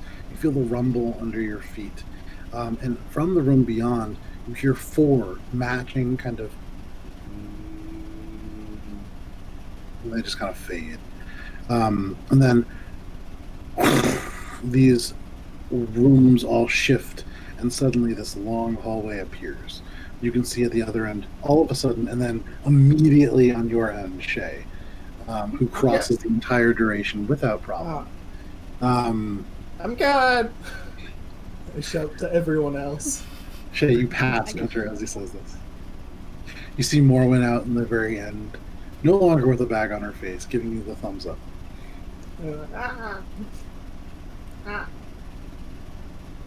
What'd you find? Well, take a look. I mean, you've holes. And I haven't gone in there, but I'm thinking that's what's making the thing move. So I'm gonna go check it out now.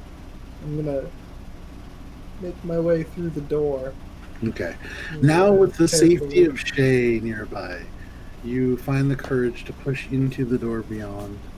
And what you see, those copper tubings that run along the entirety of the hallways continue. They go out and along this long, you can see as you get towards this room, the chamber itself stretches out about 35 feet in total.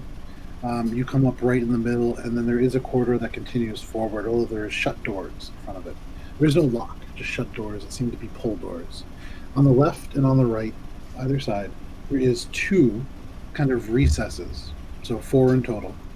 And you can see on them these metal discs that seem to be, you can see just the faintest bit of red as the heat that had just kind of taken them fades down. Except for one of the ones on the right, the one closest to the wall, maybe damaged in some way, but seems to have like seams of heat that still twist into the metal itself.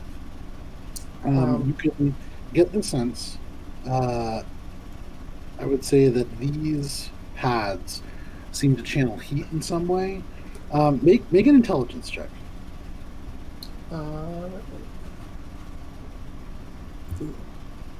That's it's an 8. 8. Okay. Real hard to tell what any of this means, but those are all things that you see within the room. Is it particularly hot? Like, do I feel like when it activates again, I'm gonna get vaporized or anything? Hard to tell, but it doesn't feel. I mean, you're not unpleasantly hot compared to the rest of this place. I mean, it's no hotter here than it is anywhere else. All right, I want to like stand in the doorway and watch as it activates the next time to see how it works. Okay. So you sit there and you're watching. What are the rest of you guys doing on the other side? Shae, you're over kind of by Guntir. Now that Gunter's kind of come back out, can I take a look at the tools that are hanging up and kind of what's written and what's in the room, basically? Make an investigation check. Yeah, you certainly can. And then Heinrich and Morwen, what are you guys doing? So I have a question about the teleporter. There's like runes on it, right? Yeah. Like it, you know? Yeah, can't you like read that stuff? I suppose. Yeah, did you? Well, I was kind of hoping to try something next time, but well, it seems to be doing it a bunch. Yeah, okay, sure. Let me.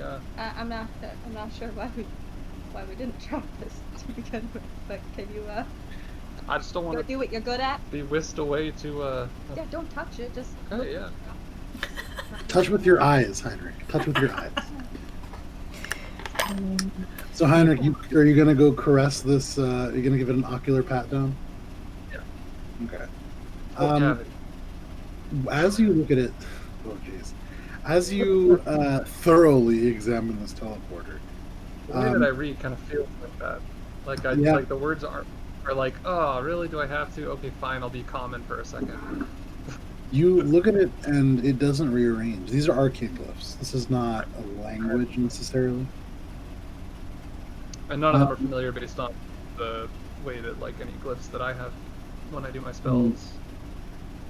Make an Arcana check. It's an interesting question. These are old, and they're not necessarily tied to magic in the way that you use it.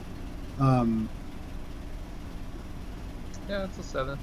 Hard to tell. And they don't look like the glyphs on the little arcane tiles, right?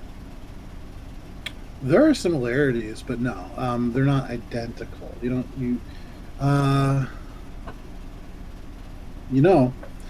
do see, looking at that and kind of thinking about these things together, the tile that you just recovered, the one that had movement, you actually can see in a few places a similar rune.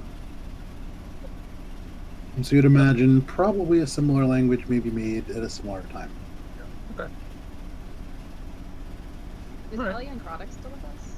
They are, right? They're both still with you guys. So, It's a 15. Um, I don't want to 15 stay. for you, Shae. Sure, no worries. So Shae, you with a 15 and kind of looking through, you see much of what Guntir saw. There's a thing here that really jumps out at you as particularly different given your background. Okay. Guntir, as you're watching, you can feel this rumble through the ground, and you're aware that this is going to happen again. You look around the room, and as the steam billows out from almost within seams in that copper tubing itself, you see you hear the hallway shift. You're not looking at it, but Shae, you see the hallway shift shut.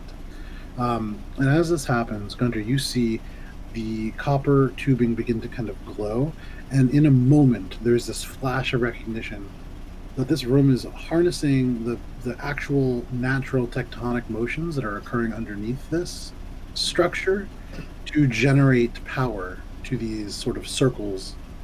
Unclear what these circles do. You can see they glow red for a moment and then slowly fade back.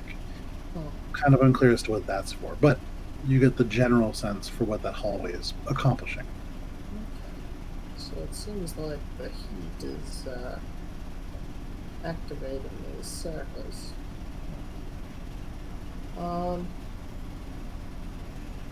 Well, again, I think I need to run some plans by Heinrich. Heinrich! Heinrich, you hear nothing, even with thaumaturgy. You're trying to get through 60 feet of rock. But Shae, you hear it quite loudly. I guess I'll wait and it'll open up again.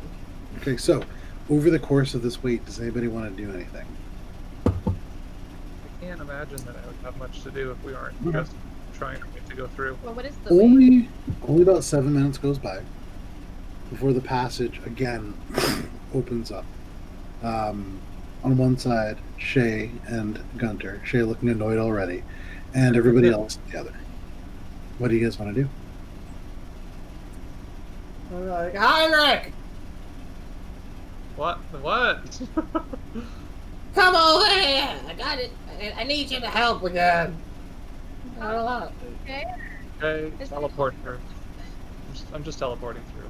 Just wait. Someone. Okay, fine, let's go. And then I grab Morwen. You guys wait here to Krodik and... Doesn't it have to be a willing creature? Yeah. Yeah, you go. You guys wait here. So you can see they kind of nod, and you grab onto Morwen and reappear just on the other side. Guntir, all of a sudden, Morwen and Heinrich appear. There's this burst, and you can see it's like a spark of teal energy, although were you to look very closely, each one is its own individual arcane glyph, little bits of celestial that scatter like sparks. But you are now face to face with Heinrich. Heinrich! What do you want? I have a couple more plans to run by you. Same system as before. Are we just trying to keep the hallway open so everyone else can get through safely? Yes? Okay, Yeah. let's do Okay. that. Okay, yeah, that could work. So, come on. I'm following. Come in. And as I'm following him, I'm just like... Actually, no, I'm gonna use that spell, so I'm not... Okay. So you follow. I figured there'll be an hour of like waiting and figuring things out anyways, where I can rest it back. So you and Guntir proceed over to. You're going to the Arclight? No, to the room with the 4 discs. Sure. Okay. So you guys walk down the hallway. Or sorry, you guys are already in there. You teleported to them. So you turn and you look at these 4 discs, and you can see most of what Guntir has seen. Yeah. So, when these things get a blast of energy from down below, it seems like they get. That's what activates it. I don't know why there are 4, or what the purpose is. What? A blast from down below, like... Yeah, like Earth heat. Earth heat. It's like some sort of when the Earth when it moves, it creates some sort of friction, generates a sort of energy. Okay. And I'm just gonna use create bonfire on like one side, because there's, what did you say, 3 on each side or something? There's 2. It's 4. Are you marking down for my blast from the air? No, I'm marking down all these things that poor Krodik is not really going to understand. I mean, you guys are also teaching. You managed to teach Helia an entirely incorrect belief about black cats, which may now spread. And Krodik has a bunch of wrong ideas also, so that's great. Okay. To be fair, Krodik's not there to hear this, so... Yeah, but Helia is... they're left behind with each other, and they both have... Yeah, what do we call it? Orb recession? She's gonna be so confused about. Anyways, I'm gonna just cast Create Bonfire and concentrate on some of the discs to just try to get them hot. Okay. You hold out your hand. Oh.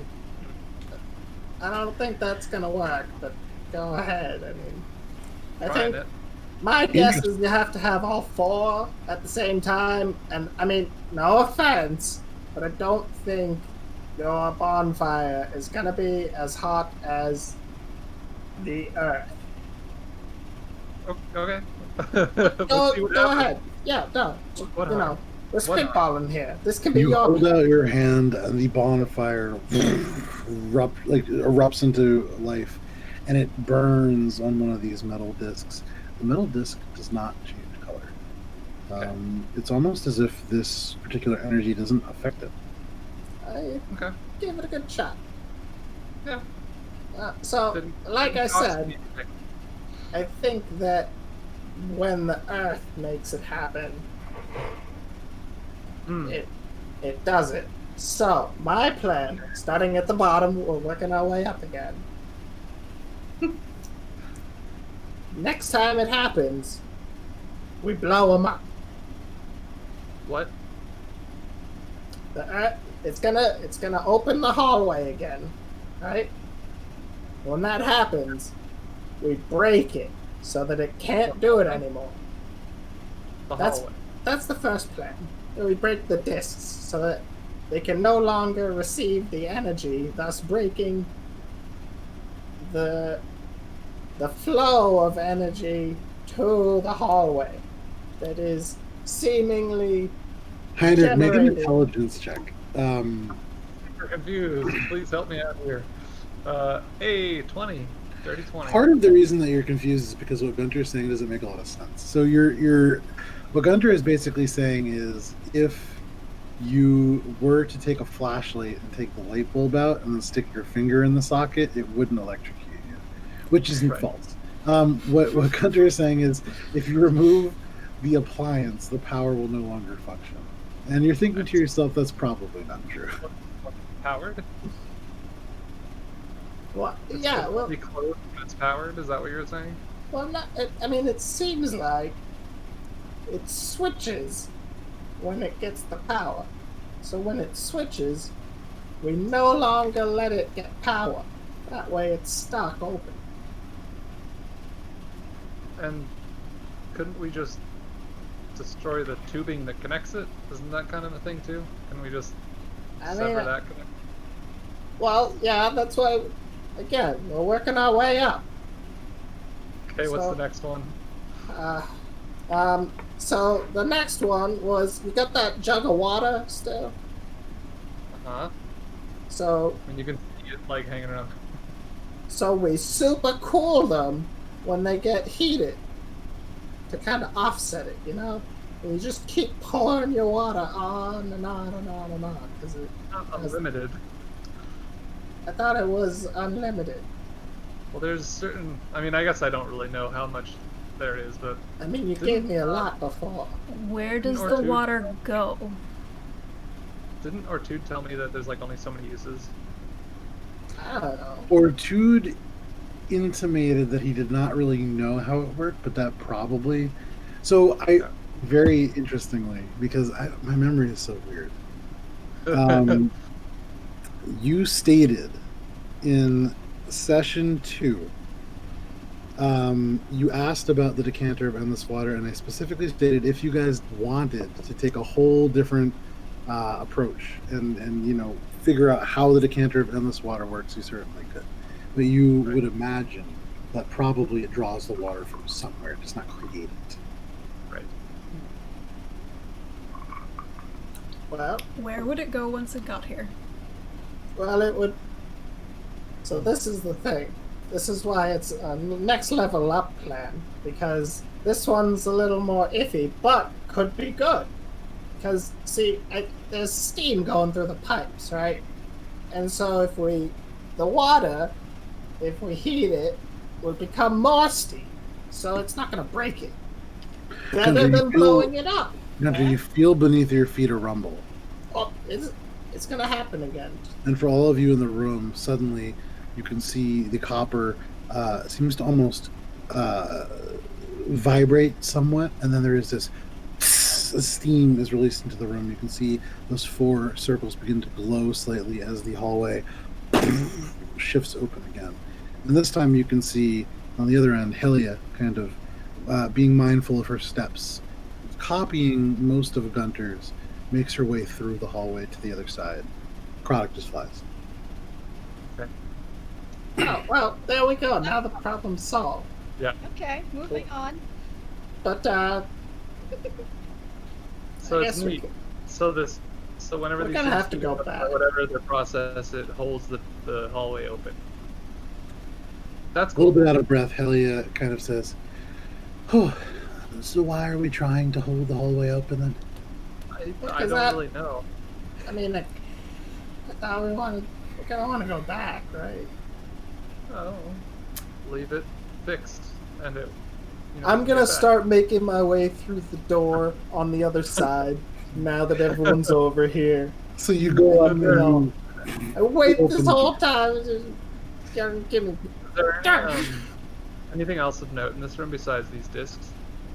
most make a perception check or an investigation check, depending on. Are you looking for anything in particular? Perception check. Yeah, exactly. Anything of note? Nope. That's 3. Okay. Passive 11. I'd Yeah, be you glancing notice around. a couple of metal discs, and this beam is not terribly heavy here, but it does still maybe your hair is a little frizzy and it's kind of getting in your eyes a little bit. You Sure. can't tell too much going on. However, Guntir, you pull the doors open and you step through. There's maybe only about a 10-foot hallway. This one about 10 feet wide as well.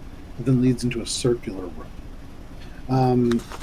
This room, it's large, it's round, and you can see there are these sort of very bent and corroded, similar to the hallway that you emerged from, kind of mesh racks that surround the entire wall. Most are pretty bare. There's rust that heavily has eaten through parts, so there's chunks missing. You can see large sections where slowly the corrosion has like almost sawed parts in half, and so large sections of mesh are now on the ground. There are tools everywhere. You can see some flung onto some of the tables. There are 6 tables in this space. There are many on the ground. You can see that there are hundreds, if not thousands, of small nails and bolts and things scattered across the floor. I would say, Guntir, go ahead and make a perception check. That's 24. 24. You see sticking out of the dust and broken bits of stone, copper wire. You can see nuts and bolts. There are bolts of string kind of wound up around little bits of bone. You can see all manner of different trade supplies, various bits. But with a 24, a few little things kind of peek out at you. You see elements of wood and a tiny, glinting, even covered in dust through this space. A little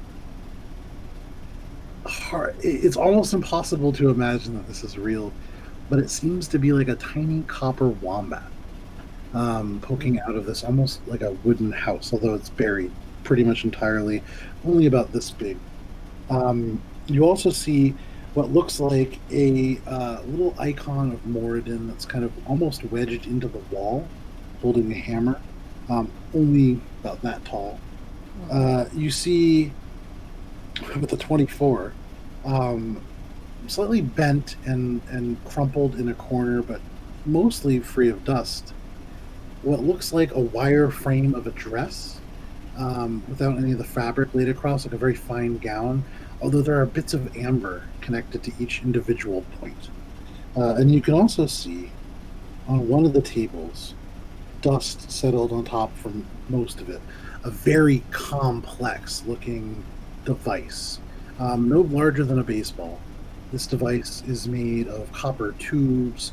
There is what looks like almost like a leather bladder of some kind that seems to be designed to take in and disperse air.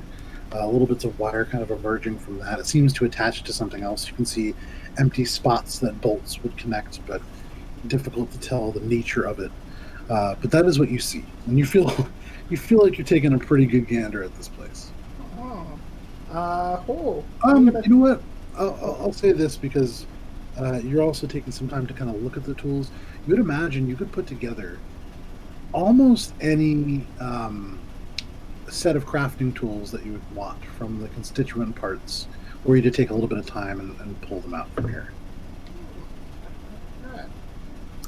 I'm gonna first go check out the wombat, and then I'm gonna go to the wireframe dress with the ambers, and then I'm gonna go to the orb. Okay, so you begin to move towards this wombat. As Guntir pushes through this unopened set of doors, pulling the doors open and stepping in, is anybody else doing anything? Just gonna follow. Following. Okay. There's a small procession that follows you, Guntir. But you make your way over to this wombat, and are you pulling it out of the debris? Yeah, I'm gonna take it out and look at it for a second. You bend down, and your hand encloses around this wombat, and you pull, and it doesn't move away. It's heavier than you imagine.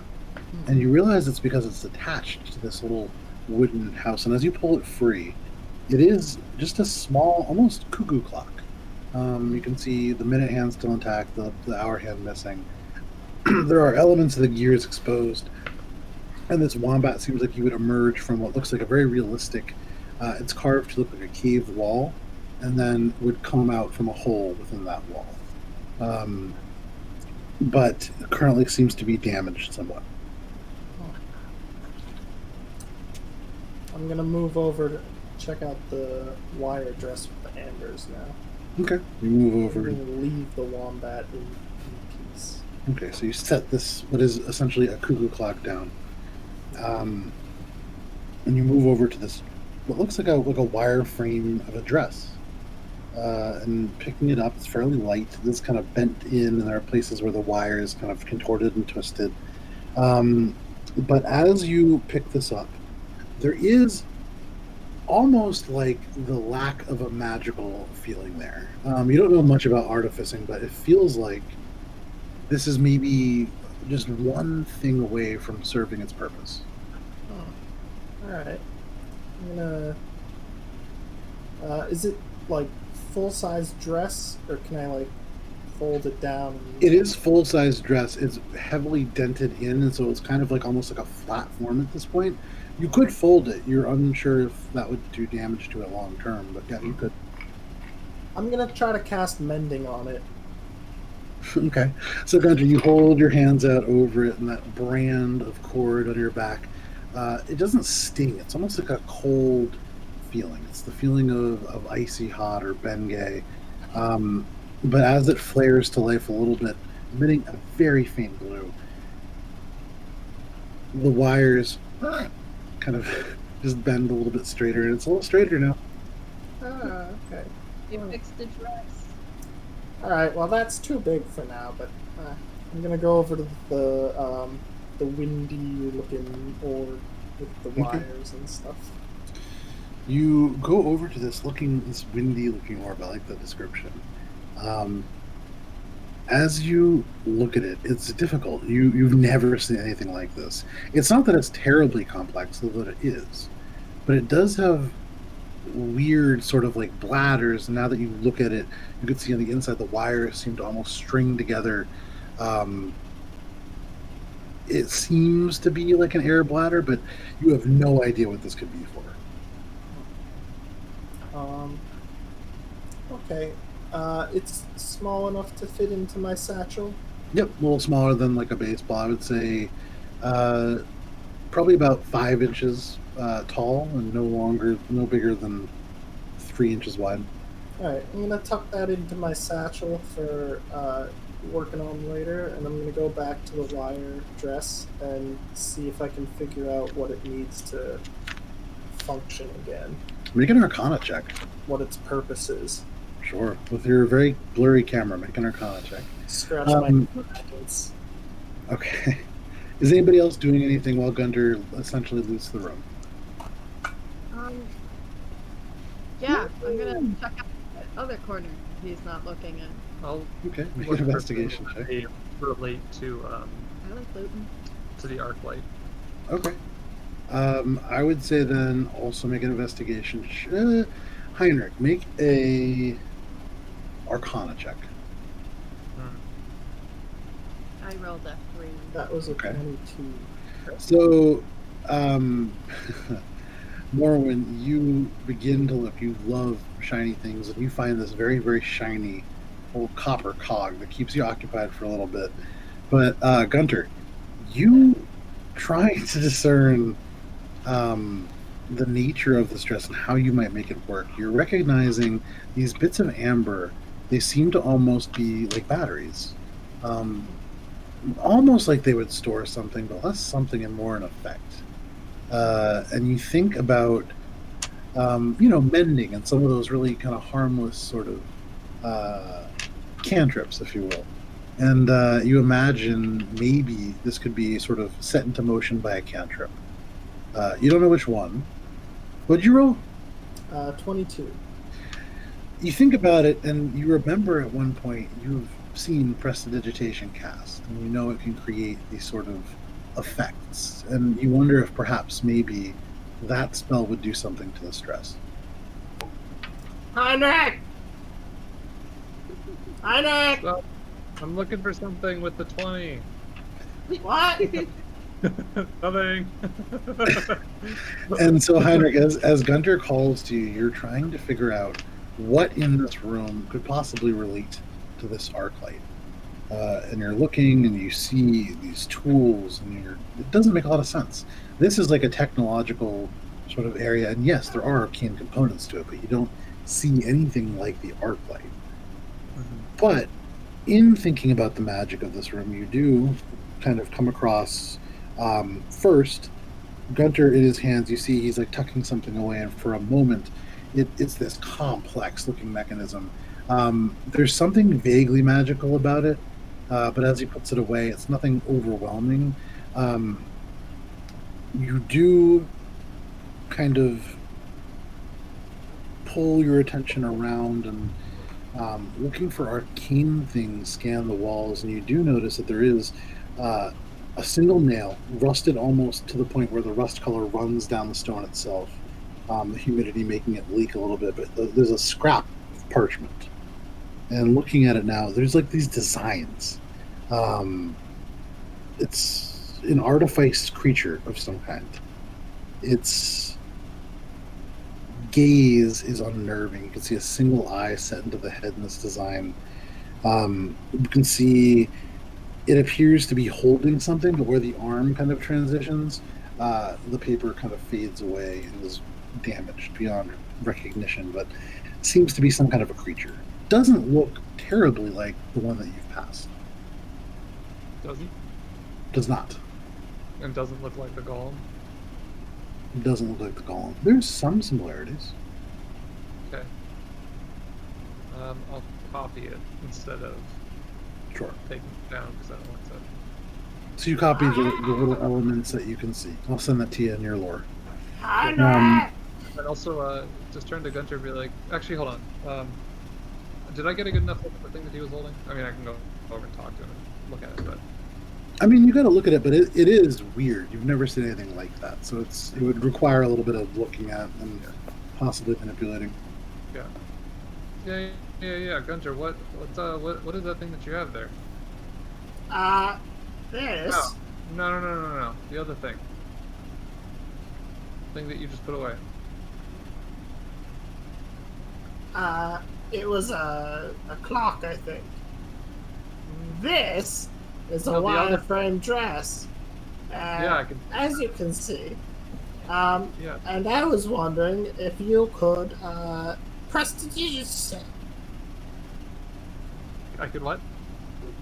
Prestidigitate. From off on the side, you can hear Helia just kind of say, "Oh, bless you, Guntir." That's good. Yeah, it's dusty in here. Could I what? I don't speak Elvish. Me neither. Could you prestidigitate it? I think that I believe that at a level I do not have prestidigitation. But Heinrich could also be like, "What the fuck are you saying? Sorry, what?" And where's that thing that you just put away? Again, it's over there. What? Oh! I take out the thing. I'm like, I was gonna fix this one up later. And looking at it now, Heinrich, it does look damaged. But looking at this kind of what looks like almost like a leather bladder, there's something about it that seems to be designed to be filled or to push things out. And you kind of peer into it, and you can see these wires. And for just a moment, there's this uncomfortable feeling as you hold it that your hand is wrapped around a throat. And then it kind of passes. Difficult to tell what it does, but I mean, thinking about that, those wires do look kind of like a vocal cord set. It's wondering to like other things that might make it more than just pictures. You haven't passed anything like that, but you have. One goal, I have the knowledge of like there are weirdly organic metal men and all that kind of stuff. That's sort of the chain of thought there, if that makes sense. There is a metal man that you passed at the beginning of Dinmen's Ward. Right, but the whole like, or somehow organic or elemental, but not fully natural kind of thing that we were warned. Sure. So that's You haven't seen anything like that yet that you can remember. What I will say is there is another door in this room. As you guys kind of make your way around, hidden amidst the rubble and the rubbish, there is, and mostly covered actually by a piece of this mesh that has fallen, there is another door. So anyway, I was thinking that if you could prestidigitate this, then it would work and we could take it. But I could also try to fold it up, but I was afraid I might break that. This one fit in my bag, so that's why I put it in there. But I was also going to say, back there was some things I wanted you to draw for me. But you probably saw them back in the tool room. Ah, I'm working on the door. Oh, Side note. good. Okay. Good. You should go check those out, and I'll like. So you can't prestidigitate that. Guntir. You're like, no, this is what I can do. And the other one you can also do. Wow. And you do quite a lot. All right. my Well, God. then I'm gonna try to carefully, without breaking it, fold the thing so that I can fit it into my satchel. Okay, make a sleight of hand check.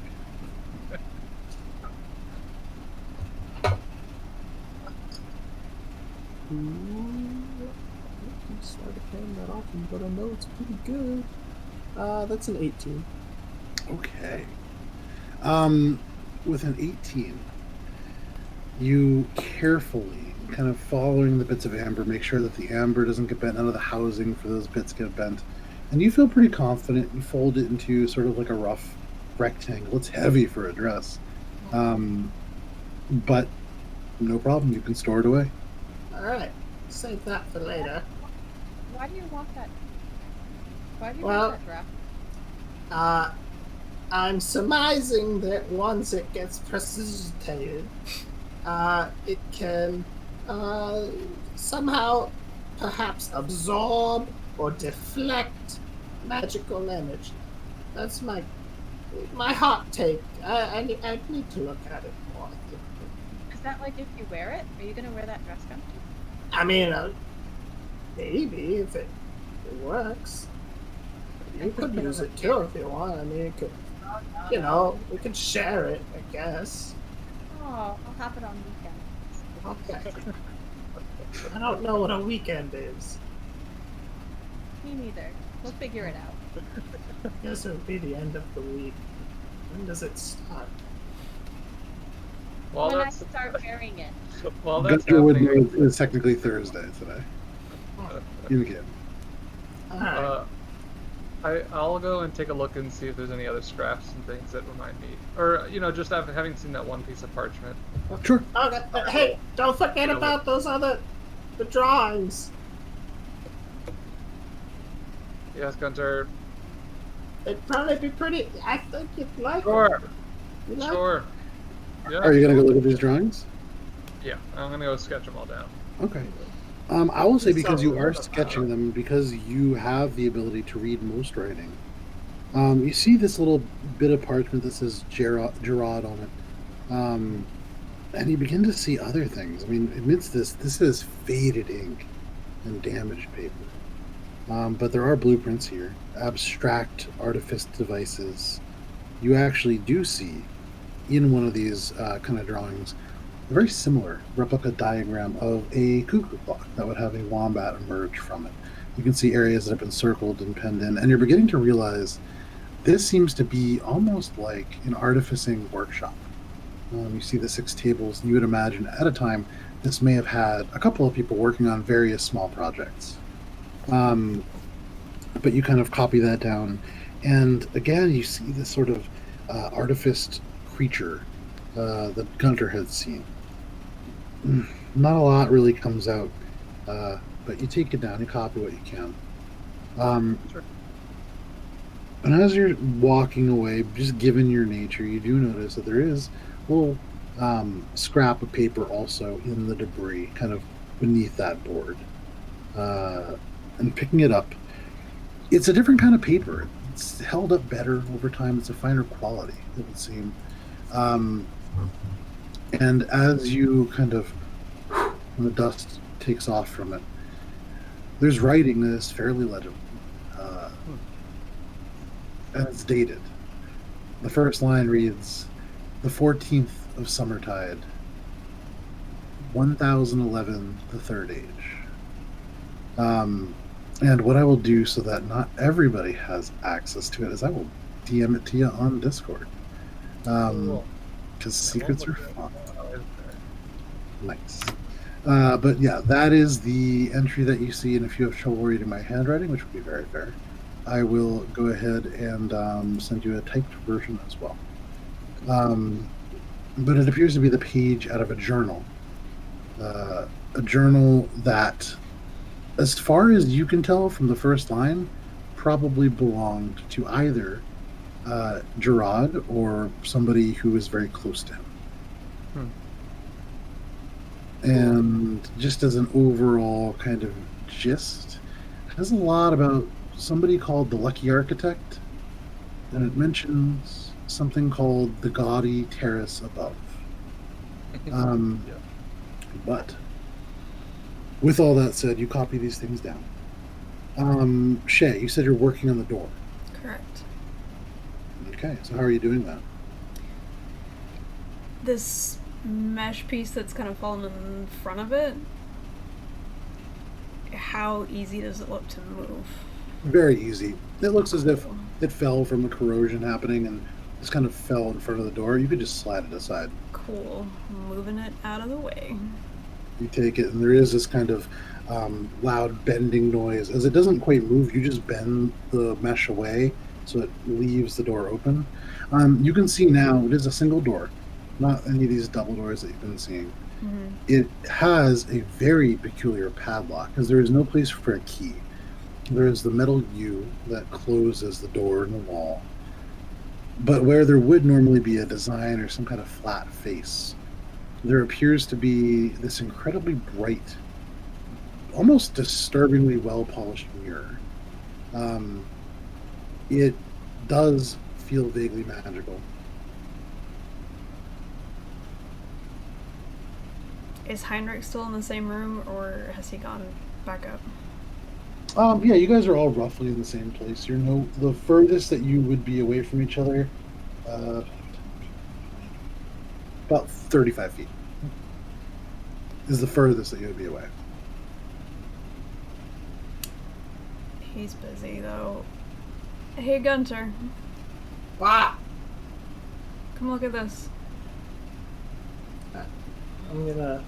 Well, I've already tucked away the dress. I'm gonna put the orb back into. Okay. And I'm gonna head over and see what Shae's got to show me. Okay. So you shuffle through the wreckage and you come to this doorway with a very peculiar lock. What's that? What do you make of this lock? I'm gonna get in real close. Guidance. Make an investigation check with your guidance. Ooh, nice. That's a dirty 20. Dirty 20. Gunter, you get really close, and you can kind of see into that image. It's a mirror that's attached to the front of this lock, but you can't really see into it. It's just slightly smudged. You can, not fingerprints, but you can almost see like a thin film of grease. It doesn't let you really see back into it very well. You kind of look underneath. There is no place to put a key in. It's just flat metal. The lock is otherwise very clean. It's certainly magical.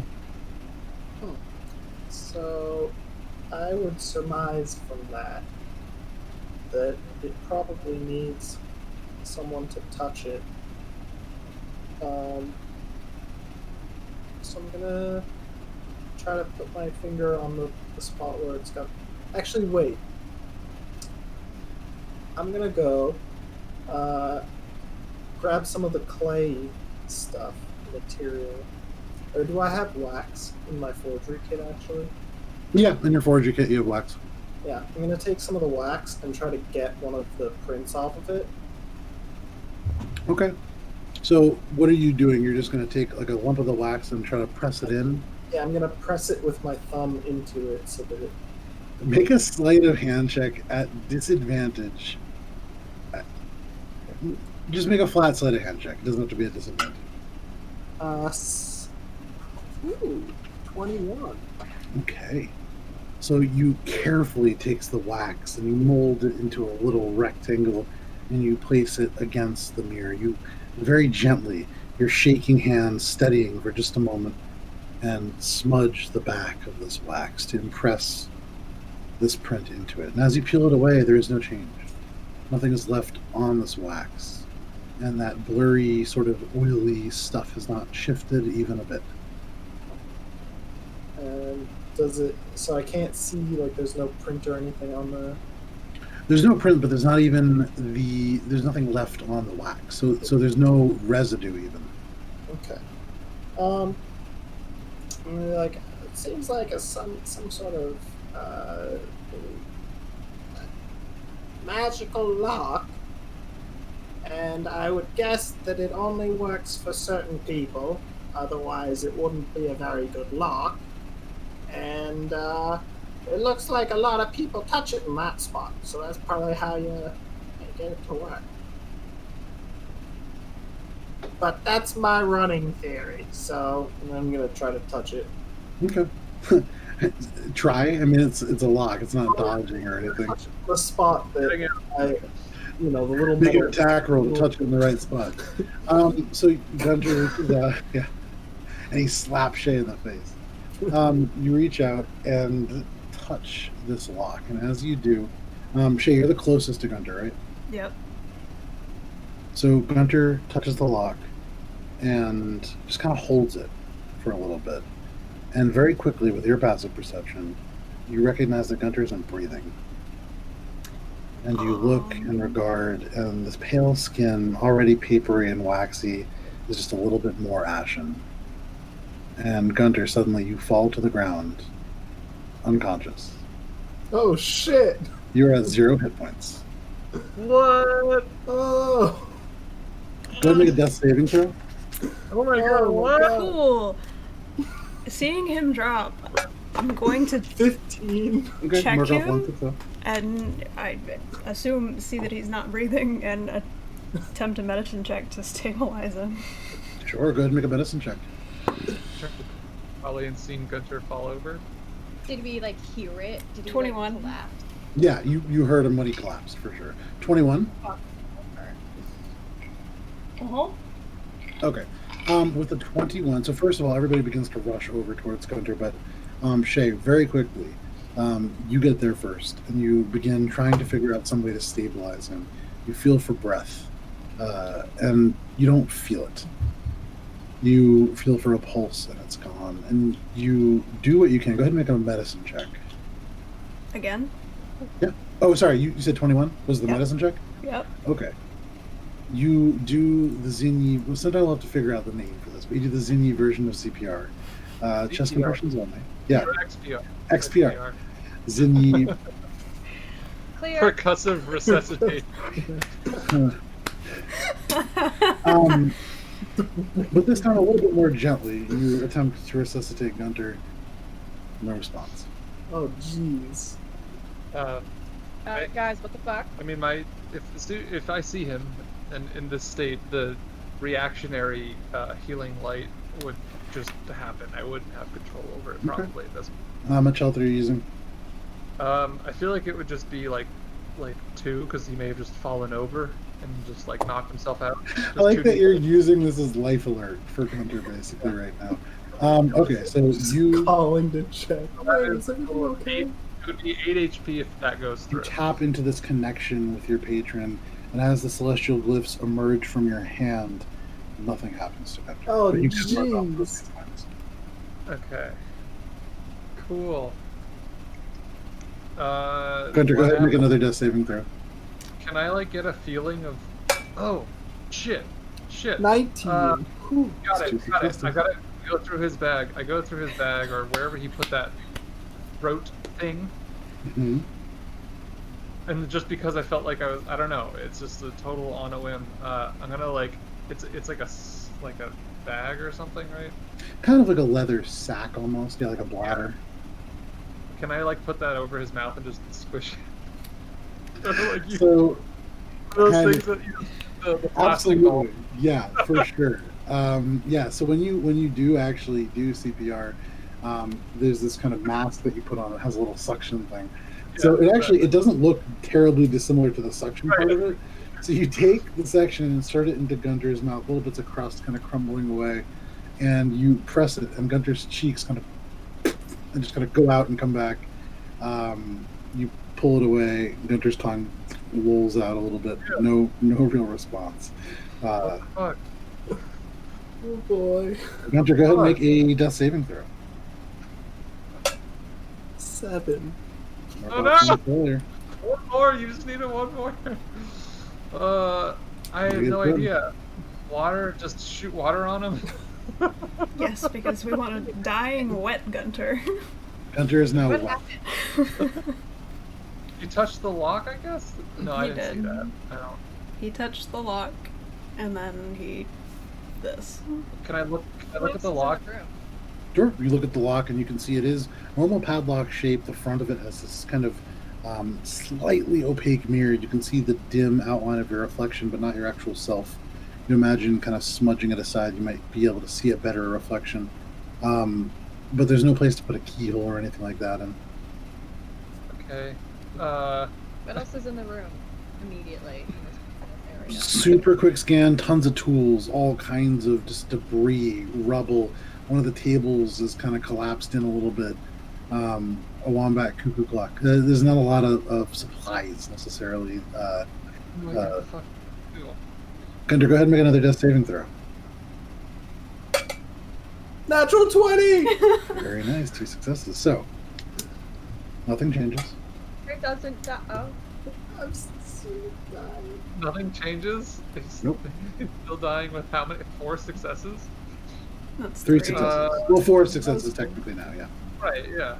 I will say, Guntir, you can stop making those saves. So. Okay.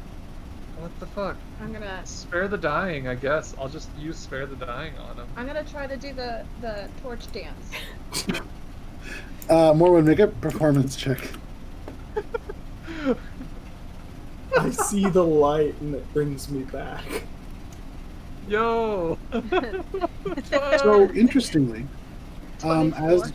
okay, That's the best dance I've ever seen. Heinrich, you attempt to cast this cantrip, and first of all, you get the sense that it wouldn't take effect just because The healing already bit, has I'm 0 hit points, and is already stable. But you also are distracted because suddenly the shadows in the room grow long and then short and begin to move around, and you turn, and it's just. Have you ever seen the people who do like poi, like fire dancing? Yeah. So basically, Morwen with the torch is just kind of doing elaborate twists and turns. There's this with this arc of flames, this figure 8 emerges in the air. It's a beautiful dance, and both dangerous and beautiful. Does nothing for Guntir. Imagine her with like a very sad Bit face. inside. I feel like Sure. while she's doing this really beautiful dance, her face is also like. Oh God, please! So at this moment, despite your best efforts, perhaps, Guntir is still unconscious or at 0 health, dead on the ground. What the fuck? What? He touched the lock and that happened to. Let's get him on the table. So Drag him onto the table Sure. away from the lock. Croddick and Helia both lend you a hand, and you guys takes a second, but you lug Gunter's form and onto one of the tables. Dust in a cloud around it and falls to the ground. Still kind of waxing, and you're seeing the platinum, the vibrant platinum beard, kind of slowly fading, losing its color a little bit. Just gonna start scanning the room for any sort of writing or anything that may pertain to that lock. I mean, if they made it here, because it seems weird, I've never seen it before, they may have made it. I'm just gonna start scouring for anything about, like, you know, emergency if, like, your friend comes to visit you at work and touches this lock and they die. This is how to bring them back. So you're looking for the new hire manual. Yeah, well, the OSHA equivalent of, like, we let this lock slide, but we Like, do warning, need to... if you touch this, the eye station is over there. But, like... Go ahead, sure. Go ahead and make an Arcana check. Arcana? Okay. Arcana, not Carcana. Alright, 18. 18, okay. Your mind races. You look and you search and you scan, you pull debris aside, and there's nothing that really relates to this. But then part of you thinks, and you know that your magic works through this pact that you have. And you have this book that you've come to enjoy pretty heavily. And it acts as a channel, conduit for you to utilize with your power. But otherwise, you know that you would need to use reagents or other kinds of items to make this magic work. And you're thinking, if this is a magical effect and this is a spell, there's probably a secondary component somewhere that either will deactivate the effect or perhaps, and kind of looking at Gunter's body, certainly he's dead. But there's a weirdness to it. The stillness doesn't feel, and you especially, Heinrich, know something about decomposing. It doesn't feel as if it's doing that. So perhaps Guntir isn't dead. Perhaps Guntir is just somewhere else. Hard to tell. Somewhere else. And how do you assume? Well, what the fuck? I'm just gonna be sitting with Guntir because, you know, the past few times I've seen him do it, kind of just have to wait it out. So Gunter's going on an astral journey. I'm just gonna sit, like, on the table with him and just, like, his eyes closed. Looking, his eyes are wide open. Are they dry? Slowly. Spitting in my eye again! Well, when they get dry, you know I'm there to help. At some point, over the course of all of this, you would see Morwen not very discreetly spitting in Gunter's eyes. So just, you know, that's For me. I'm massaging his eyelids, and I'm like, we've been through this before. on a meta level. If I ever die, please don't let Allie anywhere near my corpse. Oh my god. Right. So I'm looking around for any sort of like chemical or alchemical or just component for something relating to that gut feeling I got when I was thinking about Sure. that. And as you tear through and look, the only thing that you really see is that lock. And you'd imagine, I mean, whatever effect is on Guntir is probably bound to the lock as well. Should we put his finger back on it? No. I don't think that'll help. Yeah. I'm gonna start Let's look at the breathing. rules real quick. Yeah. Okay. I don't So wanna hurt Guntir. I don't everybody is sort of in like a panic. You can see Helia is pacing, Croddick even for himself, although very calm outwardly, the feathers are ruffled around the back of his neck. Morwen seems pretty okay. She's just kind of sitting next to this dead body, Every now and then you see her lean over and you hear this soft, but otherwise she's not like really freaking out about it. I don't have dispel magic. I give him beautiful elven braids in his beard. Okay, make a sleight of hand check. Gladly. Oh. Okay. That is a 24. Okay. Gunter's gonna wake up looking different if he wakes up. I'm gonna cast message on first Gunter, knowing the response, but I'm gonna try it anyways, and just like, Gunter, are you in there? Believe it or not, no response. Okay, Do and then I- I'm gonna do it on the lock. Do I What are you doing hear to lock? anything? Same thing, casting message on the lock and be like, Gunter, are you in here? You get the sense that your spell does not take effect. Okay, I'm just trying things now. No, it's good. It's good. No, trial and error. It's a good thing. Very good. Yeah. The only issue is I don't have dispel magic. That would be the one. Counter spells only at the instant that someone is casting a spell, so that doesn't count either. The fuck?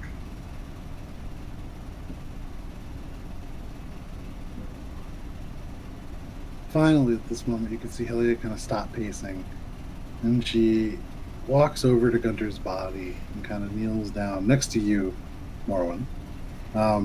We'll say, for sake of decency, not at a moment where you're spitting into his eyes, but just a moment where you're kind of waiting. And Helia kneels down, and she turns to you and says, I know you said that he always comes back, but we may need to move on. Yeah, I mean, I don't disagree. Okay. But, like, he's like, coming with us, though. You know, and then Krodek kind of takes a step forward and he puts a hand on your shoulder, Morwen, and he says, in spirit, Gunter will always be with us. Yeah. At the same time, I turn around and go, Krodek, you're right. And I get out the candle. Okay. Phenomenal. You said that was your fault. No, well, maybe, but I don't know. We'll just find out.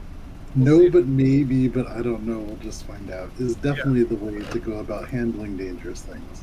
Yeah, exactly. I'm gonna set it up next to Gunter, and I'm gonna light it and look for him. Okay. I think. What the hell's happening? For all of you, you watch as suddenly,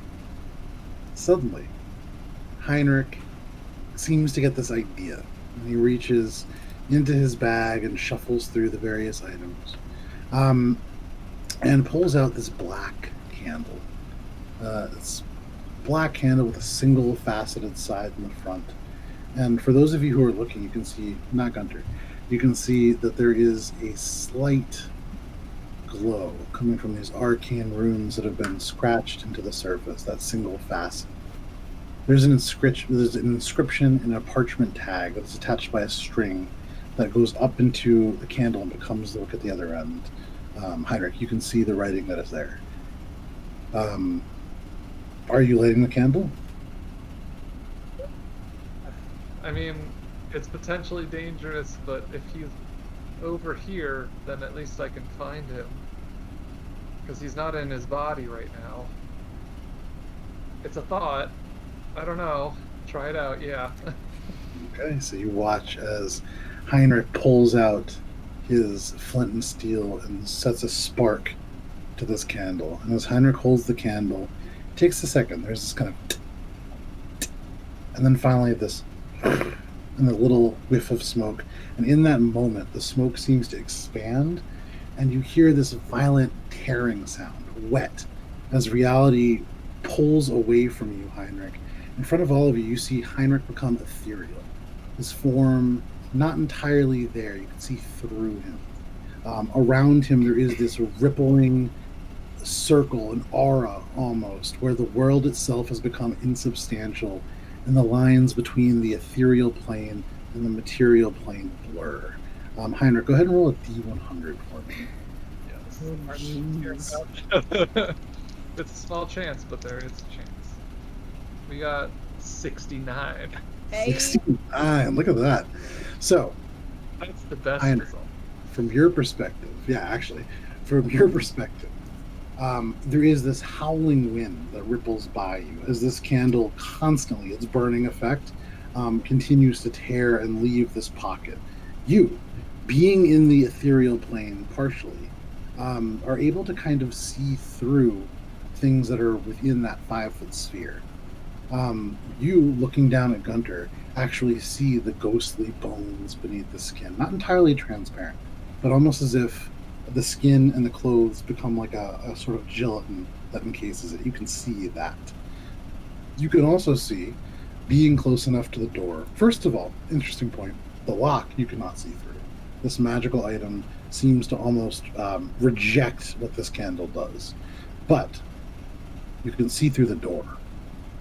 On the other side of the door, and as you kind of look at it, you hold your hand out and you realize your hand holding the candle actually touches the door for a brief moment and passes through. And you recognize that you can walk through things at the moment. On the other side of this door, you see the floor is again petrified wood, long planks, and kind of looking and squinting, you can see the faintest shimmering of water. And again, all around you, it's like this constant wind rippling as this vacuum, this hole, fights to close. I mean, this candle is literally ripping apart the nature of the world, and it's leaving this wound. The longer you use it, the more damage you would imagine it's doing. But Right.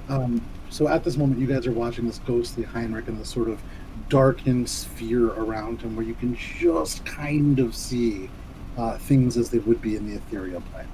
But to you, Heinrich, it's very much, you can see everything. Can I make a pass around the room and look for any spectral form of Guntir? Sure. Like, You take there this- candle, basically, just like pacing around. So you take the candle and you hold it out. And as you walk, this wind ruffling by, for all of you guys, you can see Heinrich's hair as if he's standing in a wind tunnel moving, but you hear no sound. And Heinrich, as he moves, you see his legs are passing through the rubble. None of it is presenting any kind of difficult terrain. You see he walks through some of the mesh racks, and as he does, the mesh seems to almost melt away, and you can see through that as well. But Heinrich, as you make this pace, you don't see any kind of spectral, spiritual entity, but as you resume your kind of full circle and get back to the lock, you realize there is a thin line that goes from the lock and up into the door. And through the door, you can see it leads up and up, and then to where your candle's aura ceases and it just becomes stone. You would imagine that Guntir's spirit, wherever it is, or in whatever form it is somewhere above you. And I just like put the candle out. And suddenly Heinrich stands there, his hair settles onto his shoulders. So, And Heinrich, you can mark off 1 minute from that candle. 1 minute. Cool. Come. Just have to. I'll look it up. so I'm just gonna ask, Everybody right now is just staring at you also, Heinrich. I mean, Helia, mouth slightly Staring up at open. the ceiling. just wondering what the fuck, you know? Yeah. What was that? It helped me figure out where Guntir, what's normally Guntir, kind of like pointing generally in the direction while still looking up and trying to like maintain that line. Okay, yeah, I get what you're saying. I'm trying to like trace it and be like, okay, so if we were like, I think wherever he is there, He's right here. but not in there. He's up there. Who's in there? No one. So we got to figure out how to get up to where he was brought, and obviously we got to bring his home with us. And I just checked how much room I have in my bag. Okay. It's not enough for a Guntir. at the Did I not moment. fit because of that giant golden bracelet or whatever, right? Yeah. Well, that's an easy thing to lose, and I'll just start pulling that out. That. I don't think he'd like that. No, well then you carry him.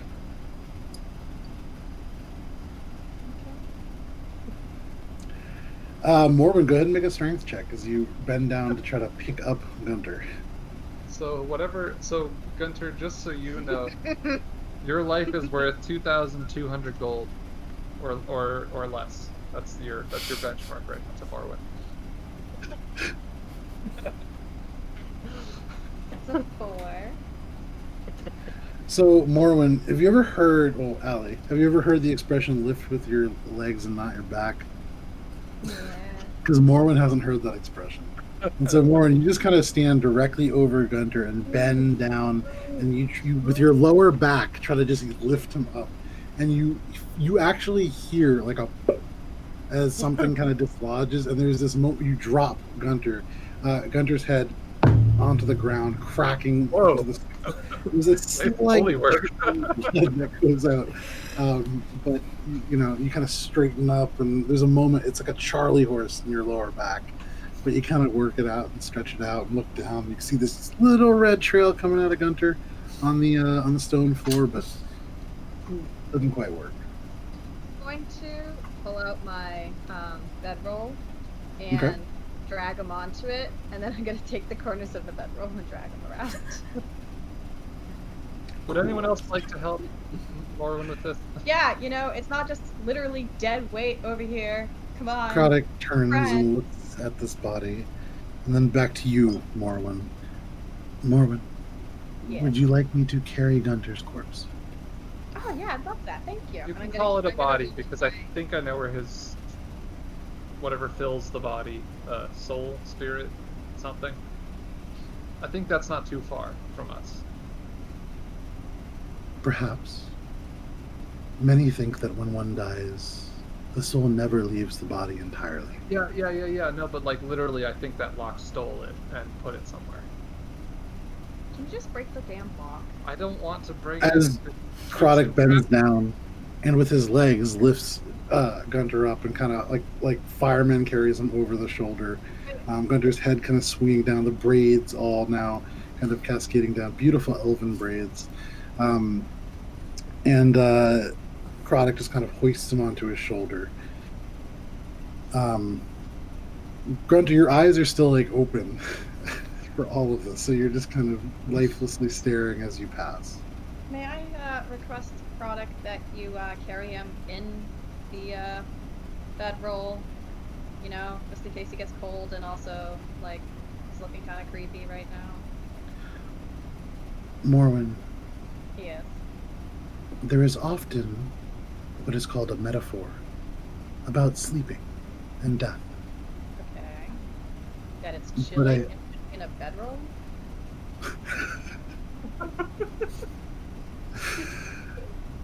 This may be so, but the metaphor is more to allow those who struggle with parting with those they love to process this event. I know that you care for Gunter. I am unclear as to the nature of this, but you should let him go. That's why you're carrying him, Again, dummy. I think it's just temporary again. Kind of like how you went into the stone and then came back out, but like just the part that lives inside of the body did that. Alright, well, let's So- get... Well, I just don't know where. It just went straight up, and we haven't seen up from any of these rooms that we've been in. Damn it. Okay, hold on. Pulling up the book. Okay. Last of the day. One question left, I believe.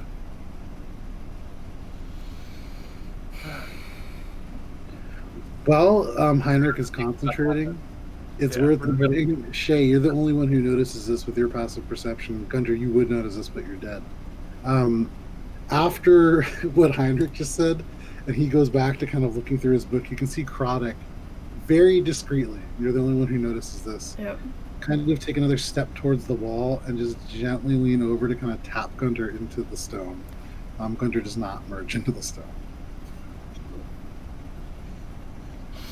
Dwarves' source of life. When dwarves die, they turn into stone. Just they grow into mountains.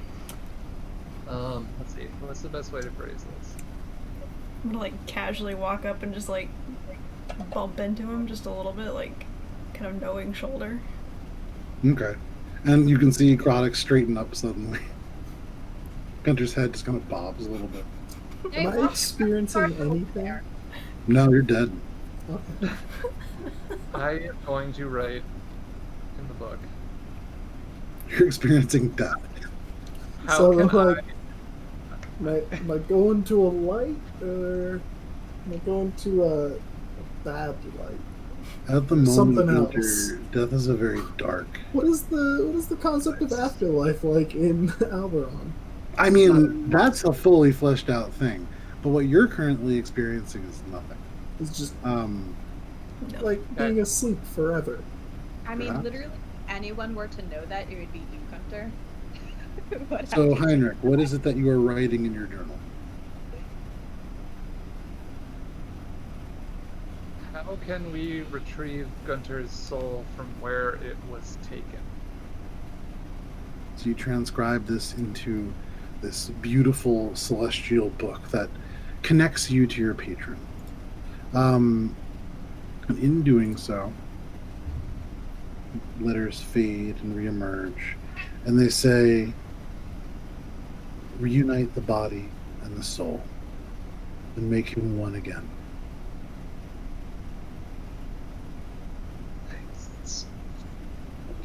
Okay, gotta find where that line leads.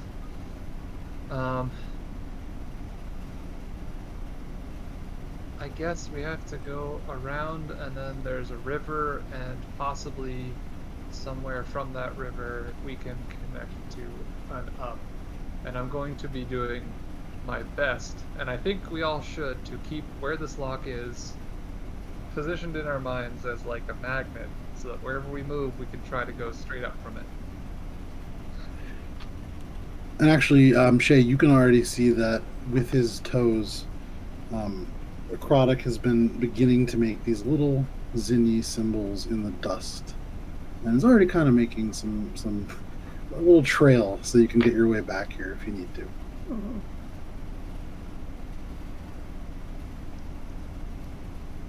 So Halia, looking around at all of you. So can we leave him here, or are we really going to drag a body through a dangerous? Okay. There's two ways to do it. Yeah, leave him here, go find where the soul went, and if it's able to be brought back to the body, that's a thing. But What if you bring back the wrong one?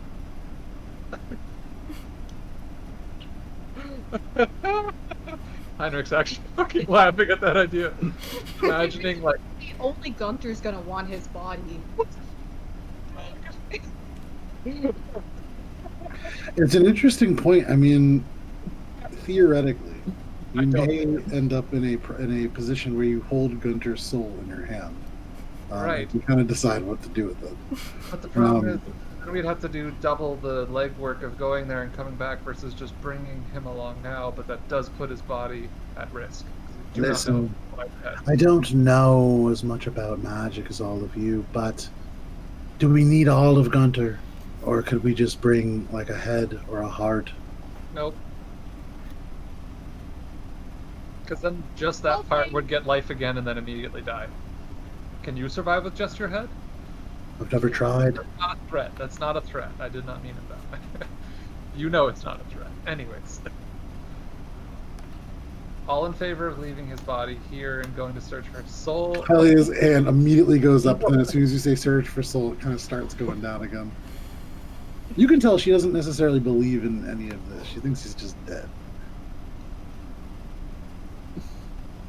And actually, I would say both Shae and Morwen, you get the sense that Croddock feels roughly the same. Gunter, I'm gonna be like, blink once if you'd like to stay here.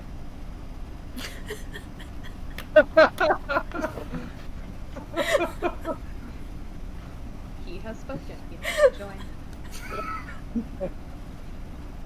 Oh, okay, now I gotta think.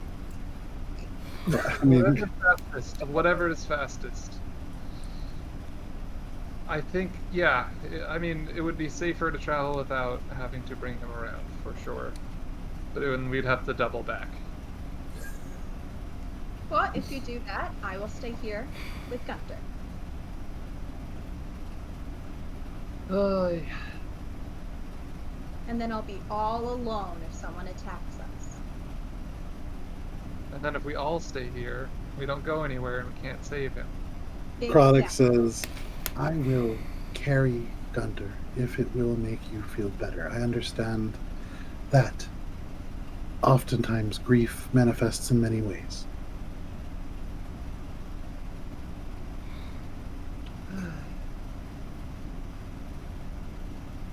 It seems like it's on you. I think I've already spoken.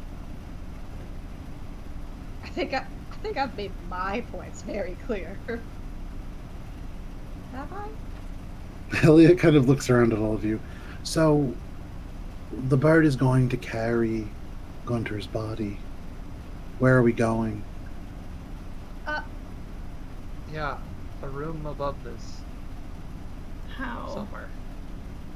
Well, maybe Gunter can just open the ceiling for... Oh, Huh. Yeah. so how are we getting up there? We have to find a way up.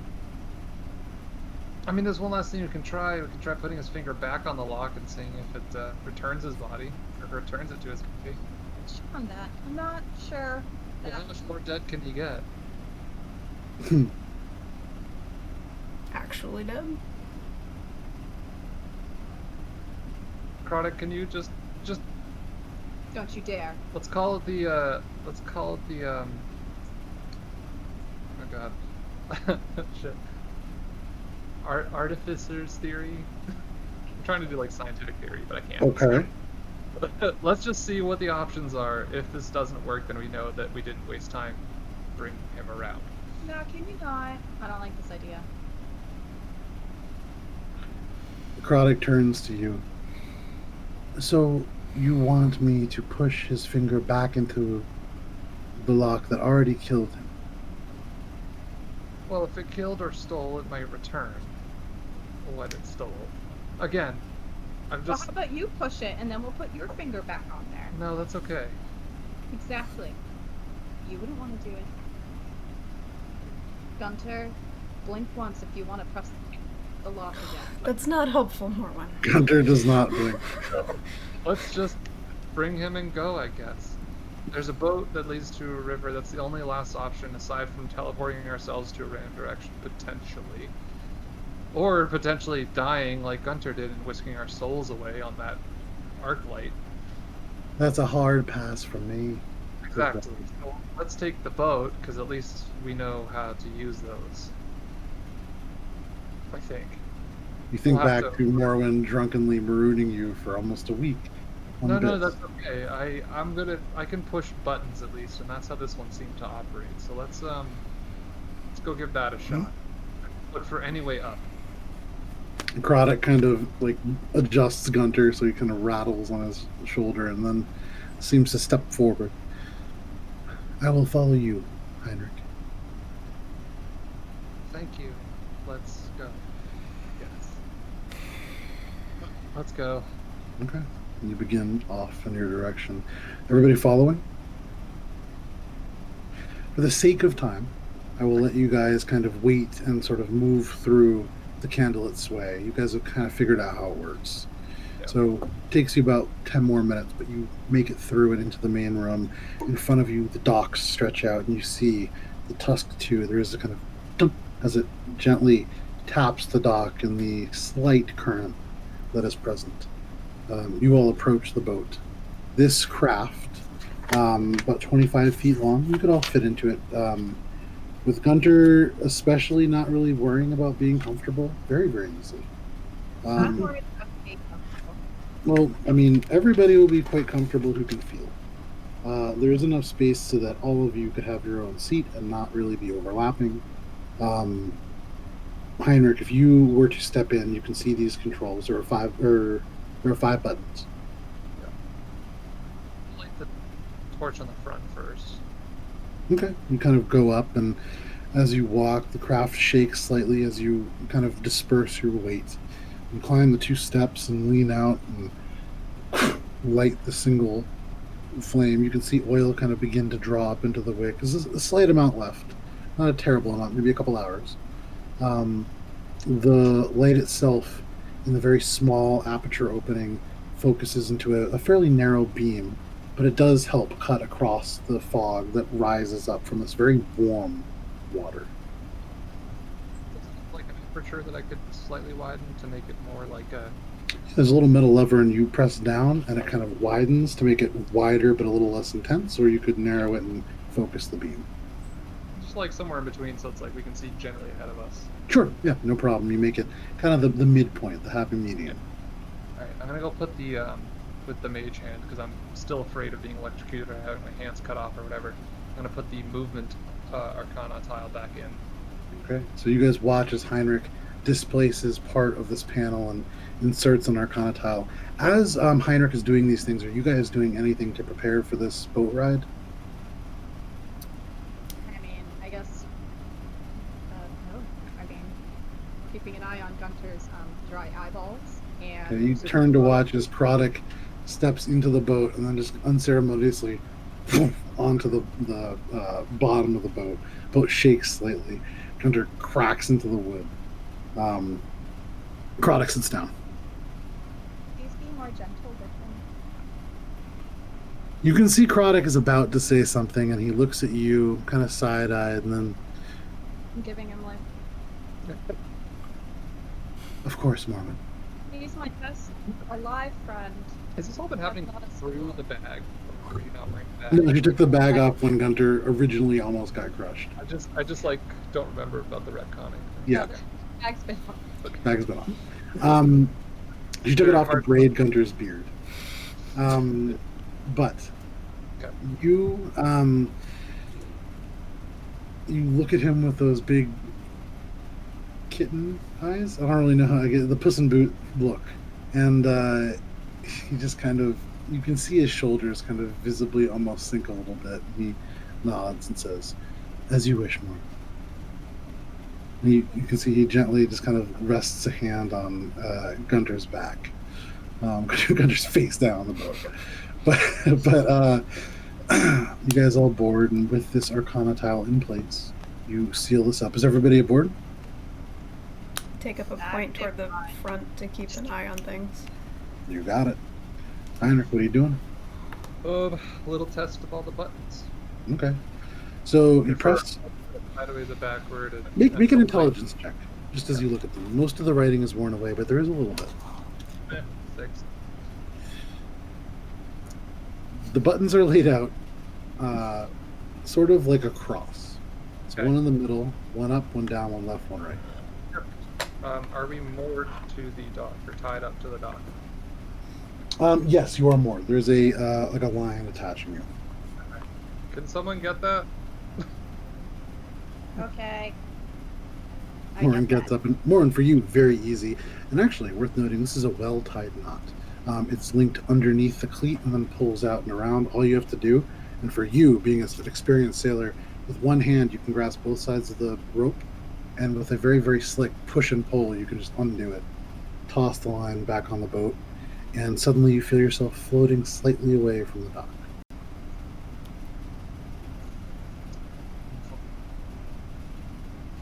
Press the button, and suddenly, in the back, you can feel this kind of churning sensation, and the boat begins to move forward. And you pull a little bit away from the dock. Huh? The dock. Okay, so you kind of click on the right one, and it does slightly move you. Yeah, and so as you shift it around, you press the middle and stop. And so you get the general sense as to how it works. But as you adjust the light in the front, you can kind of see there is a wall, maybe about 10 feet in front of you.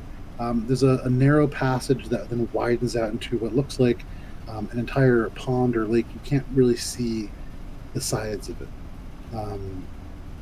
But you move forward about 10 feet, and you get the sense at your full speed, this thing probably only moves about 15 feet around. You can see about 30 feet in front of you through this fog, and as you move, you can see maybe 40 feet in front of you. You move 10 more feet, and when there's 30 feet between, you can see there is the edge of another wall. Off to your left, quite a ways, you can see just hints of flickering flame, maybe that same kind of red torch.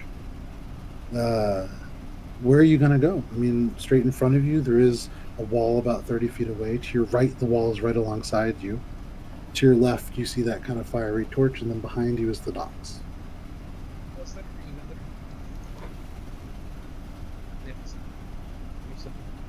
Say again, sir, you cut out.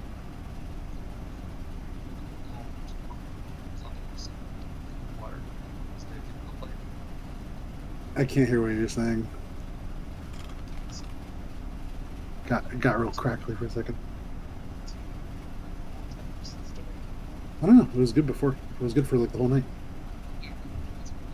No, I can hear now. No. But think about what you're doing for a second. I know, Guntir, you're not doing anything. Shae, you're kind of keeping a lookout. Make a perception check for me. Now I can hear you. Oh, now you can? Yeah, very well. Okay. 28. Weird. 28. Shae, you, as you look out, you notice something else. There's a faint red-orange glow kind of in front and to the left of you, between that flickering flame and the wall. Mm-hmm. And as you really focus and peer through the mist, it has a very magma-like color to it. Seems to be bubbling out maybe 3 or 4 feet above the waterline and distant. Beyond that, you actually hear, with that perception check, the sound of a current, a little bit faster. And what was your perception check? Sorry. 28. 28. With a 28, very faintly, back in the direction of the docks, but in that corner, you would remember seeing the black stones of a shore, perhaps. You can almost swear you hear a little whimper. Coming from where we were? Back in that direction, but then off and to the left, that little island in the corner of the space. You saw just bits of the shore, these flat black stones, but you didn't see much beyond onto it. That was closer to where the raft was. You guys took the boat. Are we past the point of getting to it? Easily? Yeah, so it's on the other side of the dock. So you're going past the docks. You would need to turn left and then sail towards that flame-looking thing, and then probably go left again to skirt around the parts of the docks and then get to wherever that shore is. You listen again, you don't hear anything, but for a second you could have almost sworn you heard it. I will relay all of this to Heinrich. Okay.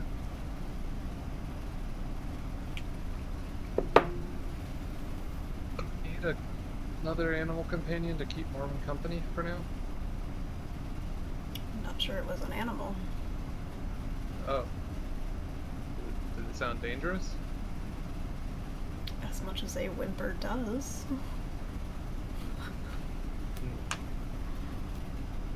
As I'm entertaining that idea, what I was looking for before was the dock on the other side of the door in the room with the lock on it. Or when I was from your standpoint, you don't see it. It would be thinking about it and orientation-wise, because you did put so much emphasis on remembering where that lock was. You would imagine it is somewhere on the other side of this wall that's in front of you, and then farther down to the right. But what do you want to do? Make a pass by that island, I guess, but then return looking for that dock area, because there might be stairs up close by. So you begin to go left, and the craft turns slightly. There is a slight creak of ancient wood as you do so. And you cut across this water quietly. And to your right now, coming into view, probably about 20 feet off through the mist, there is a tiny volcano. The opening no larger than a basketball hoop. Magma slowly bubbles out, most of it hardening and then cooling. But it's almost this tiny volcano that has over time emerged from the water. And thinking about the steam and the heat in this place, you're realizing, and even that tectonic activity in the other room, when this was built, it was a place that harvested the kinetic movement of the earth around it to power multiple things, but since it hasn't been maintained in some time, you would imagine there will be parts as you progress through where some of this molten activity has leaked in. But this passes on your right, and in front of you looms a column of stone. There are those little torches up on it. It seems to be almost like a lighthouse. Way more simple. It's only 10 feet wide, about 40 feet tall, this stone pillar with a single cone of light on each side. But as you pass that, in front of you, slowly, this shoreline comes into view. Pebbles that have been kind of softened and shaped with current over a long period of time. There is just the faintest hints of color to these rocks. Not all are probably from here. They're not the gray stone of Colteron. They may come from other places. But as it comes more into view, you can see there are kind of larger rocks on the top. Many are smooth, but some have kind of igneous, sort of lava-looking textures to them. And as the fog sort of parts a little bit and you get closer, you can see her back is to you. It's a humanoid form, wearing blue, this vibrant, almost this color blue, very Alberon blue. And as your eyes adjust and you really focus in, you realize it's not clothing. She's naked. You can see the muscles on her back, the protrusions of where the shoulder blades would be. And on the left side, you can actually see, starting beneath the shoulder blade and stretching all the way down to the bottom of the rib cage, a massive welt. The skin itself almost denting in, where probably broken bones underneath. There is no hair.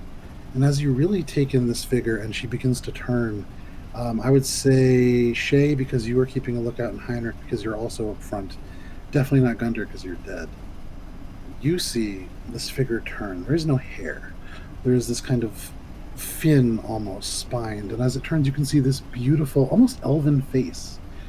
Sharp features, elven ears, the eyes that peer out at you, this deep, almost startling shade of blue.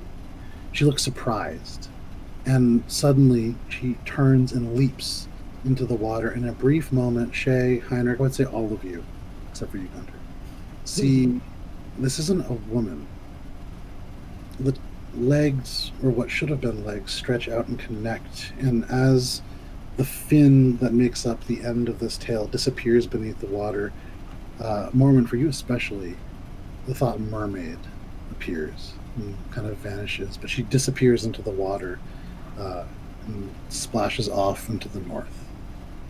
But because it is 12:15, this is a great place to stop for the evening. So that is where we're going to call it a session for the evening.